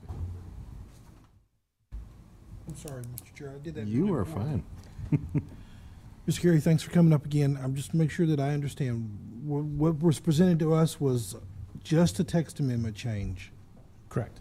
To allow this opportunity in specific zoning areas. Correct. Okay. Thank you. That's just want to make sure. Thank you. That's it. You got to stay up. Right. Thank you. Now that you've asked that question, if we don't make the change, could they still come back and want to build something like this?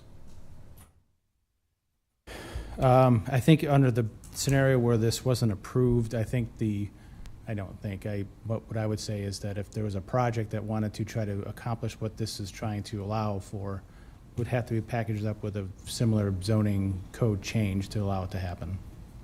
So technically, we don't have to do anything. I think you're being requested to take some type of action, but it's up to the body to make that decision. Next meeting. Thank you. Sorry. Sure. Thank you. Sorry, Mr. Chair. You're fine. I am. All right. Speak for the public. Okay, I'll go ahead. Come on up. Yeah. I only I'll allow a rebuttal too. If Yeah, sorry about it's that. necessary. That's all right. I will take less than a minute. My name is Andrew Lewis. I live a half a mile within the substation that I'm sure they're trying to tie into, 3700 West Pella Road. I didn't have any time to put together anything for this, so my only thing is I come from a very mechanical background. I know a lot about salvage yards and junk yards and stuff like that for zoning for that kind of stuff, and it becomes I know to put a new salvage yard in somewhere, it is a extremely lengthy process to get heavy industrial zoning for that, and I do know that. Make these people get the same thing. If they want to do this kind of stuff, the property needs to be zoned extremely heavy industrial zoning. I'm sure there's special requirements for that and all that stuff. I don't even know, but I feel like that should at least be something that's required of that. And I'm not a zoning expert. I don't know anything about that stuff. I just know you can't put a salvage yard next to people's property. They'll fight you on that for, years. I feel like, this is the kind of thing that would impact a community just the same, if not greater. So that would be my only spiel. So thank you very much. And, Carlson, yeah, if I may, thank you for coming down and testifying today. I appreciate it very much. The special permitting process that we're discussing here today in the AG zoning area would actually allow for additional requirements and conditions being put on an applicant's land so that it can better harmonize with the area around it as well. So what we're talking about is actually going to give the ability to the Planning Commission and or City Council, should it be moved to the City Council, so that we can interject, take public hearing and interject those qualifications upon development. Yeah, I heard one public hearing is what I heard. At least one public hearing. Yeah. Should that public hearing, or excuse me, should that decision by the Planning Commission could be overruled and taken here to the City Council as well? Yeah, I thank you very much for explaining it. Like I said, I just, I know when you put like a salvage yard kind of thing like that, there's multiple hearings. It's like 5. Yeah. And then you got everybody. It's a whole thing. I feel like they should have to at least meet the same kind of things. I think that's fair. And that's a process that we will go through each individual application. Yeah. So right now we're not talking about No, specific absolutely. application, Yep. as you know. Totally understand. But each individual application will get that's very specific look, and we will talk about very specific site conditions that may or may not be needed at that point in time. Sounds good. Thank you very much. Any other members of the public like to comment on this? If not, opportunity for rebuttal if you'd like for the applicant. We will be even more brief. Thank you, though. Again, David Levy, Baird Home Law Firm, 625 South 14th Street, on behalf of the applicant, just in response to the previous testifier. Councilman Beckius, thank you for your response there. I thought that was excellent. The other thing I would say is, again, there are lots of uses allowed in the ag district, often by special permit, and those uses are not required to go rezone that property. To require that for this use would be singling out this use for treatment different than lots of other uses in the ag district. The other thing I would say is that when you rezone a property, say to an industrial district, whatever the number is, Once you do that, that means that any use that is permitted in that industrial district, maybe as a permitted use or a conditional use, can go into that rezoned area. It potentially opens the proverbial can of worms. So to actually do this by special permit in the ag district is more restrictive than a situation where somebody would come and seek to rezone an area to a very unrestrictive zoning district, like a permissive zoning district, like an industrial district, where anything in the code allowed in that industrial district could come in. So what we've asked for here is actually the more restrictive. Councilman Duden, I heard your question as well, and I appreciate that. Frankly, we're trying to be proactive here. We could have come with a rezoning and a special permit. We need to go to the Nebraska Power Review Board first. We have other work to do before we would be ready to come for a special permit. But before we go do that work, we want to know that this use can be allowed within the city of Lincoln's zoning jurisdiction. So we're faced with a little bit of a chicken or egg situation, and we're trying to be proactive. And so that's why we're here now. If this were to pass and Eolian or some other developer had a project in the ag district, we would be back here doing this again then on that specific project with all those details. The Planning Commission or this body could put site-specific conditions, you'd hear from neighbors, all those kinds of things. So that's why we're here now, and we would ask that the council act on this. And again, of course, we respectfully request your approval. And I think the reason I brought that up is the fact that sometimes I like to do my own research before I make a big decision like this. Sure. And I'm not sure I've had enough time to really do that. Understood. Thank you. We appreciate that. Okay. Thank you. Thank you. All right. Moving forward, item 6H. Item 6H is text amendment 25008, request of the Planning Department to amend Lincoln Municipal Code Section 26.35.020, expiration of applications, to authorize the planning director to issue a one-time 6-month extension for a final plat under certain conditions. All right, Director. Good evening, David Carey, Director of the Planning Department, 555 South 10th Street. What we have before you is a proposed text amendment to our subdivision regulations to provide some added level of customer service. Over time, we have experienced and we have seen applicants experience some frustration with delays in processing final plats. It has become clear that recently it's become, in some instances, more complicated to get final sign-off on final plats, especially when there are easements involved, or if there is some watershed review, working with FEMA. Some of these processes take a long time, especially if there's multiple property owners that need to be involved in it. So our proposal here is to allow for the planning director to allow for a one-time 6-month extension of the process that otherwise would be a 12-month process. So you'd go from a 12-month sunset of the process to 18 months if there are some of these conditions occurring. So we would like for you to consider this. We think it's a good step to take. It certainly wouldn't be every single final plat that comes forward. Many of them are done efficiently and done on time. But enough of this has happened that we think this is an appropriate step to take for customer service as well as just to make sure things get done in a timely fashion so that we don't have to start over again just because a somewhat arbitrary timeline has been expired. So with that, I can answer any questions. Questions for Director or Council? None? Thank you. All right, thanks. Any members of the public like to comment on this item? 7H. Seeing none, we'll move forward. Excuse me, 6H. I think I said 7. Next up is amending Lincoln Municipal Code Section 4.50.010, Multicultural Advisory Committee, and Section 4.70.010, Commission on Women and Gender, to allow for youth members in the community to participate and serve thereon. Welcome. Good evening. I guess I'm giving Director Carey a little bit of a break here. I'm Jamie Reyes, Director of the Lincoln Commission on Human Rights, 555 South 10th Street.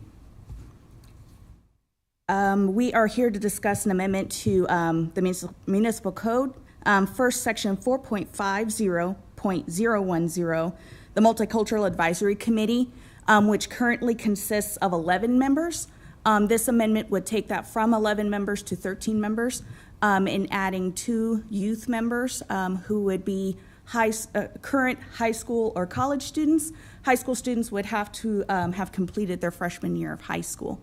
And then with the amendment of section 4.70.010 for the Commission on Women and Gender, that would keep the current number of 20 as is, but it will allow for the appointment of up to 2 youth members, same requirements, currently attending high school or college. If they're high school students, they must have completed their freshman year of high school.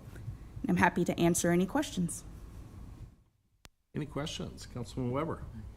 Thank you, Chair Carlson and Director Reyes. Thank you so much for your patience this evening to be able to come testify. So I just have a question about that second part you mentioned with the Women and Gender Commission. Yes. How it would allow for up to members of either high school or college. Are there any current members that would fall under that that class of, a high school student or a college student that's already serving on the commission? I guess I'm just asking if there's anyone currently serving that could be impacted or could impact another young person serving as well. To my knowledge, there are no high school students. College, I can't speak to that directly, but high school students, no. Okay. If I could, I believe there is one college student on the commission right now. They're probably graduate school. Okay. So, but they're not 20. But they are young.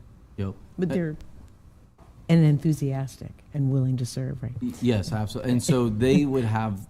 So if we were to pass this, then there could be another spot that could go to a college student or high school student, since there's the up to language. I guess, that's a good way. Thank you, Councilman Show. That's his question. Yes. Think of it as a maximum number of 2. Our current member was voted in and appointed as a non, what you would call a non-student member. And so I guess, it'd be, I'm looking to my, as far as how we might want to interpret that language, as far as how we might consider the current member and any maximum potential college students. Since she looked at me and I've been sitting down there. Hansi Christie, City Attorney, 555 South 10th. I think under that scenario, no, I don't think it would limit. As she said, that person is coming in as a non-student member. Doesn't mean that they're automatically taking spot of. Okay, thank you. Other and to be clear, the Commission on Women and Gender, I think it's up to 20. They do not have 20 members right now as well. That's also helpful context. Would you say that again? Up to 20? Up to 20. Correct. So no more than 20. More than 20. Okay, that's helpful. Thank you. Councilman Bowers. So, okay, maybe I misunderstood. So you're saying that there could be more than, can you just recap what All we right, just said? so it says shall appoint no more than 2 Right. as student members. The current person who is on the board is not a student member. Okay. Even who was just described as a Student. that is not a student member right now. So that is not Yeah, that's not a. right. Yeah. That is not a student member under this proposal before you.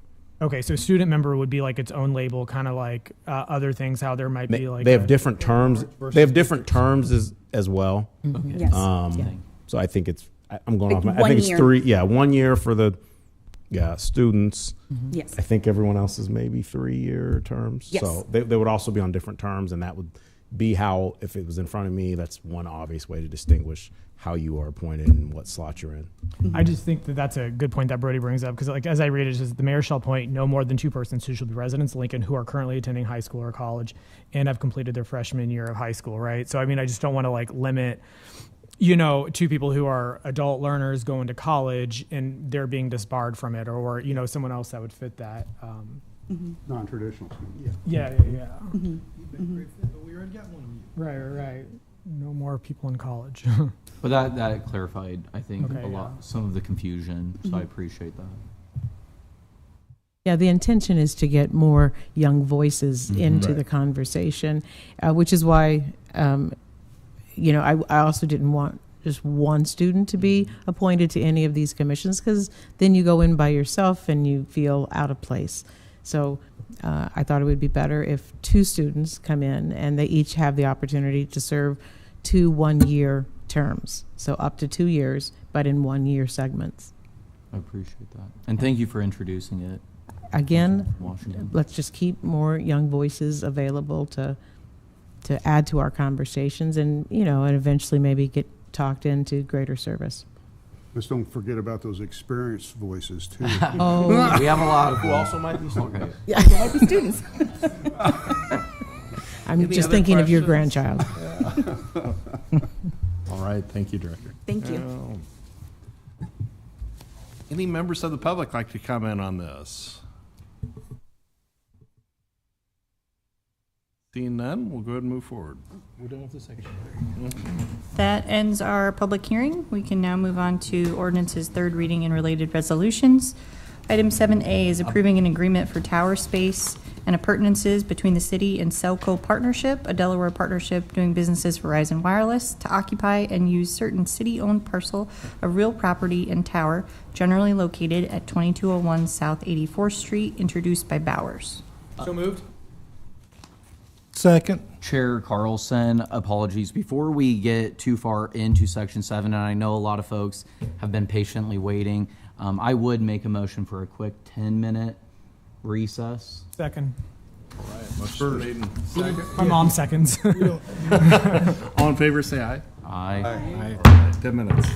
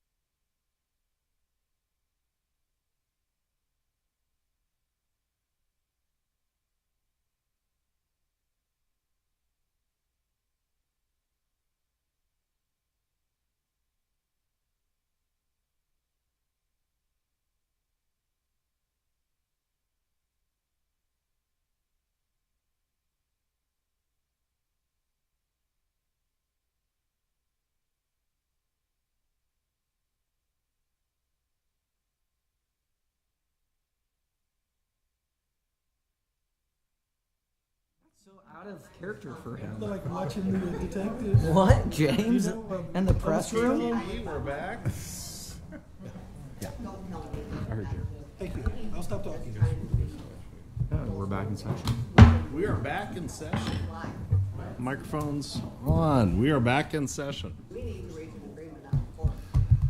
And we just read 7A. Fonzie hasn't heard it, though. Okay. Is that correct? We had 7A read, and it was introduced by... So moved. Okay. By James Michael. Is there a second?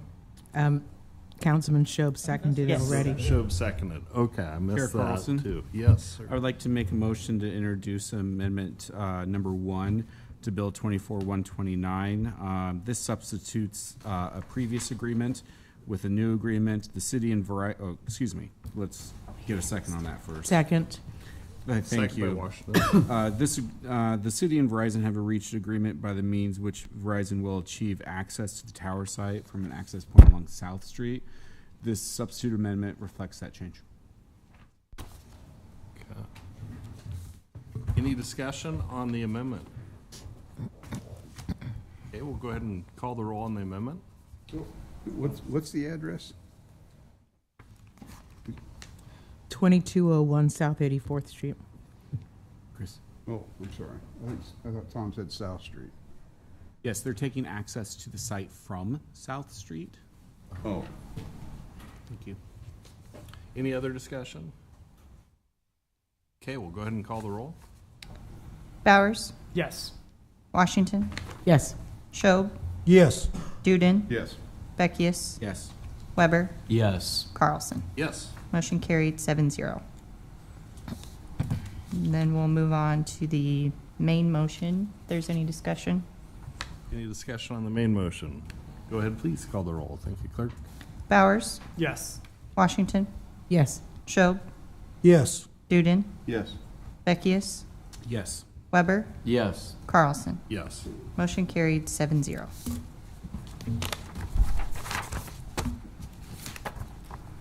Item 7B is change of zone 25007, application of District 33 LLC to change the zoning designation of approximately 12.78 acres from B3 Commercial District, R2 Residential District, and O2 Office District to B3 Commercial District PUD, R2 Residential District PUD, and O2 Office District PUD on the property generally located at South 33rd and A Street, introduced by Bowers. So moved.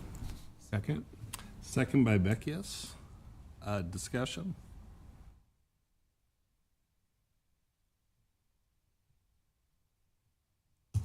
And my memory is, do we have additional public comment when this was? No. Delayed. Okay, just delayed, correct? Okay. All right, no discussion. Please call the roll. No, actually, I'm sorry. Okay. There's a motion to amend. There is a motion to Motion amend. to amend. Yeah, Okay. just want to be clear that we want to make sure we have that MTA as part of the action. Okay, thank you. Yeah. Do we have the copy of the MTA? Who's doing I don't have that in my notes. For the Hey. amendment. According to the action from last week, it was adopted prior to the delay. Is that correct? We don't have a current motion to amend on file. No, it was not. It wasn't? So there was, It was adopted previously. it was before adopted, it was adopted as part of the, the motion, and then there was a decision to delay action on the final Right. vote. But it was adopted prior to entering into a discussion on, for the record, you just want us to do the motion to amend again? Yes, because it was previously adopted last meeting. It was previously adopted. So there's a MTA Would it help within if would it help if we clarified that we are motioning to adopt as amended? At least. Yes, I think that would clarify. And just so we understand, it was delayed, but the motion to amend was voted on. Prior to, there were Prior two to- separate. Right. Mhm. I think if it's a motion to adopt as amended, that would suffice. Include the height thing we talked about, or we're not gonna? So I think it was moved. I mean, whether you say it like that or not, I mean, the record shows that Okay. it was So you're already amended is what our record reflects. So the vote would be with the amendment. Okay, so you're Yes. good. Yes. We're ready to vote. Yes. Okay. Yes. Council Chair, I'm sorry, I was a little slow on the discussion, but I think because this was just a smidge confusing, I wanted to at least recognize that we had conversations last week. We did have a single motion to amend, which was accomplished, but we delayed the vote. And we delayed the vote in part because of Public meeting. a public meeting was coming up on Thursday, and we had someone come before us, Ms. Kaur, and ask us to delay it by a week. We had a robust, or she asked us to delay by a month. We had a robust conversation at the dais and delayed the vote by 1 week, knowing that there was a public meeting coming up on Thursday that included a neighborhood association and could also include a second neighborhood association who felt they needed to be more brought into the process. So that did happen. And I want to just acknowledge that we've had the motion to delay for a week. We had the applicant or the proposer had that another public meeting. I heard the conversations were robust. I wasn't able to be there, but I know other counselors were. And only this afternoon, as I stepped out of another meeting, because I was in meetings most of the day, did I hear that we had some other thing before us. I actually haven't had a chance to read it. Do we actually have another motion in front of us? Okay. Thank you. Other discussion on the motion, the amended motion.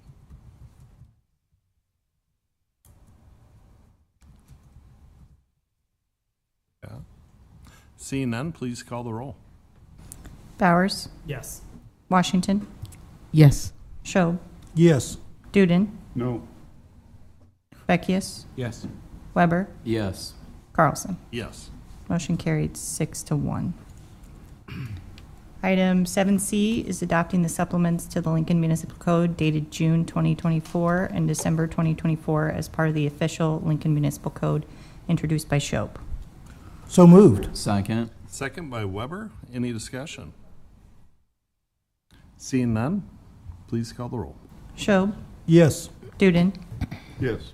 Washington? Yes. Weber? Yes. Bowers? Yes. Beckius? Yes. Carlson? Yes. Motion carried 7-0.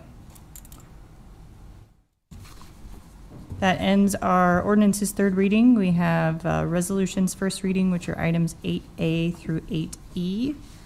Ordinances first reading, items 9A through 9G. Still have one on pending list date certain that will have continued public hearing and action in a few weeks on July 14th. And then the pending list, no date certain, are items 11A through 11C. All right, thank you, Clerk. Now it's time for public comment. Anyone wishing to address the council on a matter not on this agenda, not planned to appear on a future agenda, may do so at the open microphone session. Individuals are allowed a total of 5 minutes to speak, regardless of the number of topics. Tonight is one of those nights. Welcome.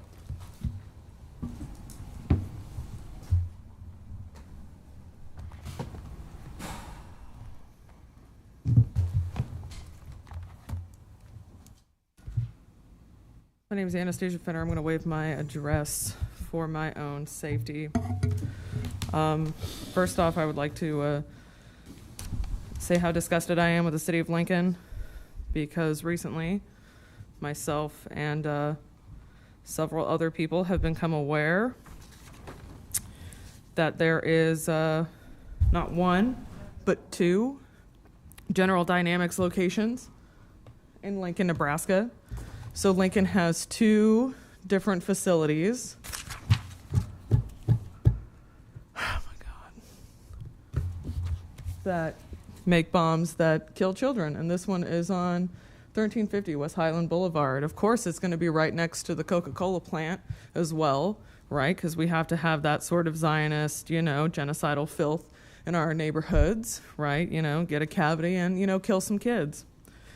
I'd also like to report that from an article from Al Jazeera, and it says Israel bombs 95 Palestinians, bombing across Gaza amid the new ceasefire push.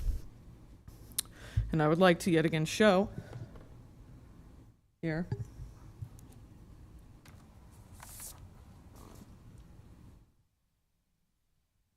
It says rebel covers the site of the Yafa school in Gaza's Tolfa neighborhood after an Israeli nighttime strike destroyed the school and the tents of families sheltering there. That's what the city of Lincoln does with our two weapons manufacturers. Here it says, today, June 30th, 2025, Israeli forces have bombarded multiple areas across the besieged Gaza Strip, killing at least 95 Palestinians, including aid seekers and families sheltering in schools, and wounding many more in attacks that have also targeted a crowded hospital. In the relentless attacks on Monday, 62 of the victims were in Gaza City and in the north of the territory. The Israeli Navy struck a seaside cafe in Gaza City, where the military has stepped up its heavy strikes, killing more than 30 people and wounding dozens.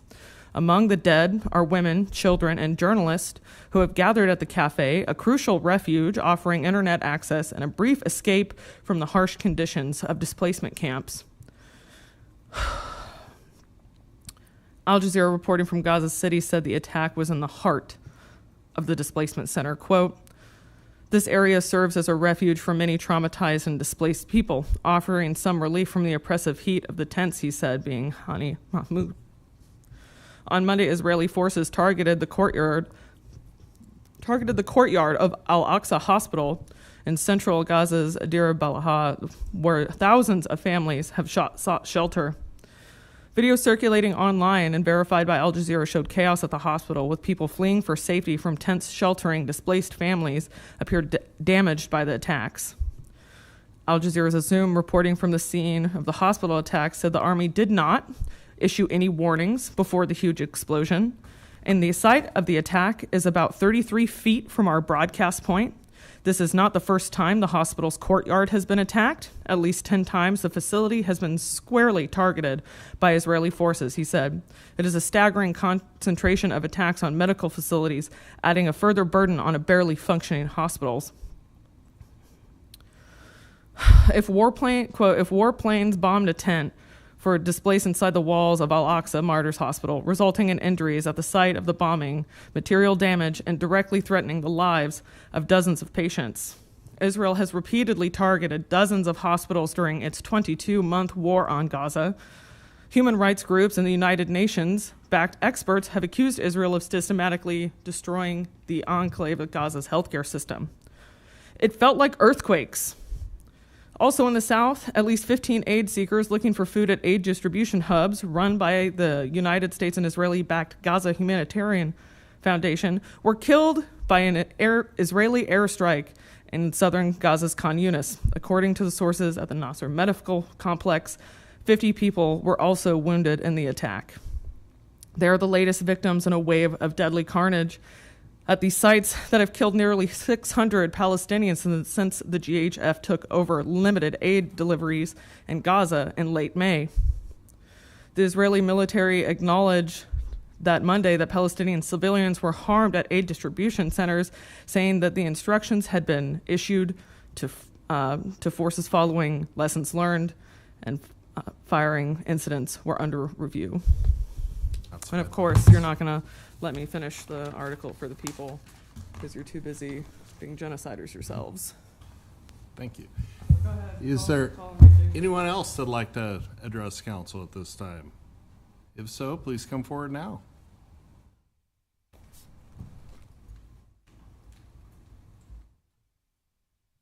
I don't know that this is going to be productive, but we're going to give it our best shot.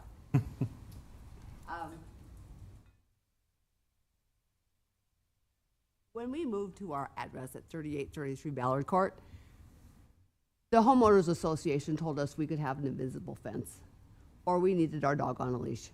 So we purchased $700 for an invisible fence, and I don't know, a couple of the utilities companies have broken that fence and had to repair it.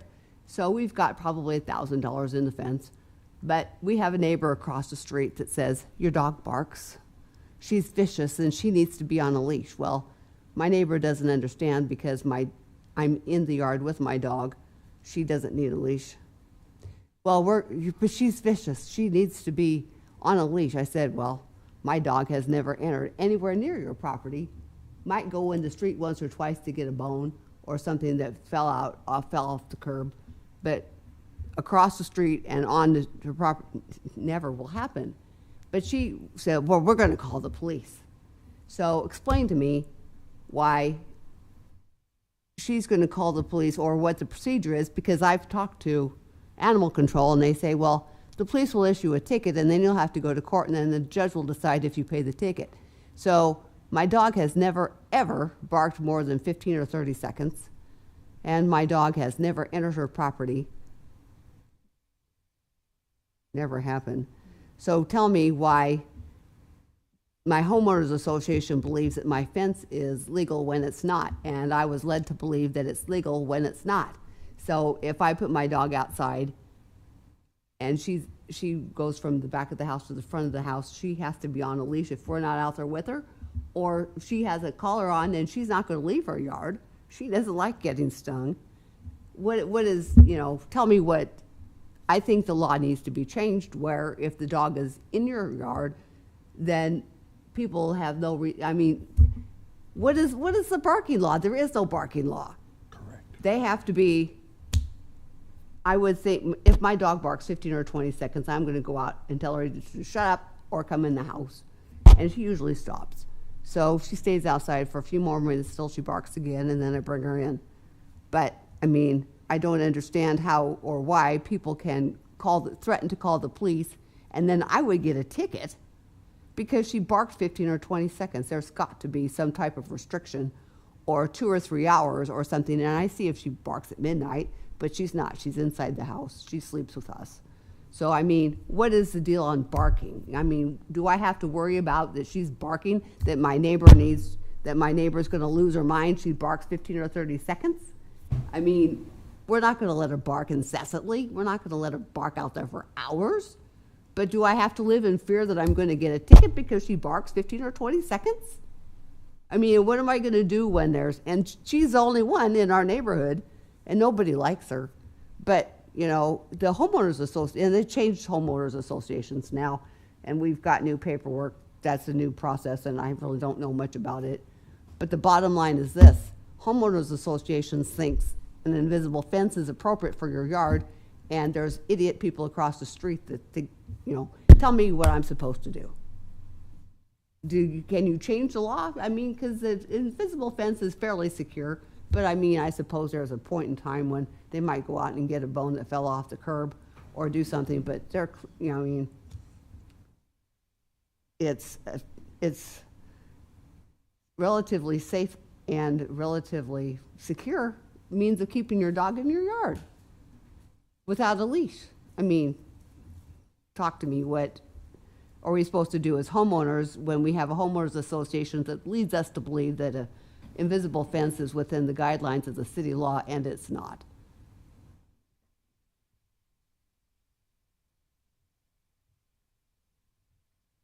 The difference between question and answer. Yeah, traditionally this is not, or if this is not a question and answer type of a session for council. Happy to talk with you afterwards about something too. But again, this is just open public comment to address council. It's not a. Well, I think the law needs to be changed. How does that process work, and is it worth my time? Sure. And again, happy to have a conversation with you after the meeting. All right. Yeah. Thanks. Is there anyone else from the public that would like to come forward to address council? Chair Carlson, seeing no one else come forward, I have moved to adjourn. Second. Second by Washington. All in favor, say aye. Aye. Opposed? Or do we need to call the roll to adjourn? Lose by acclamation. We're done. We're done.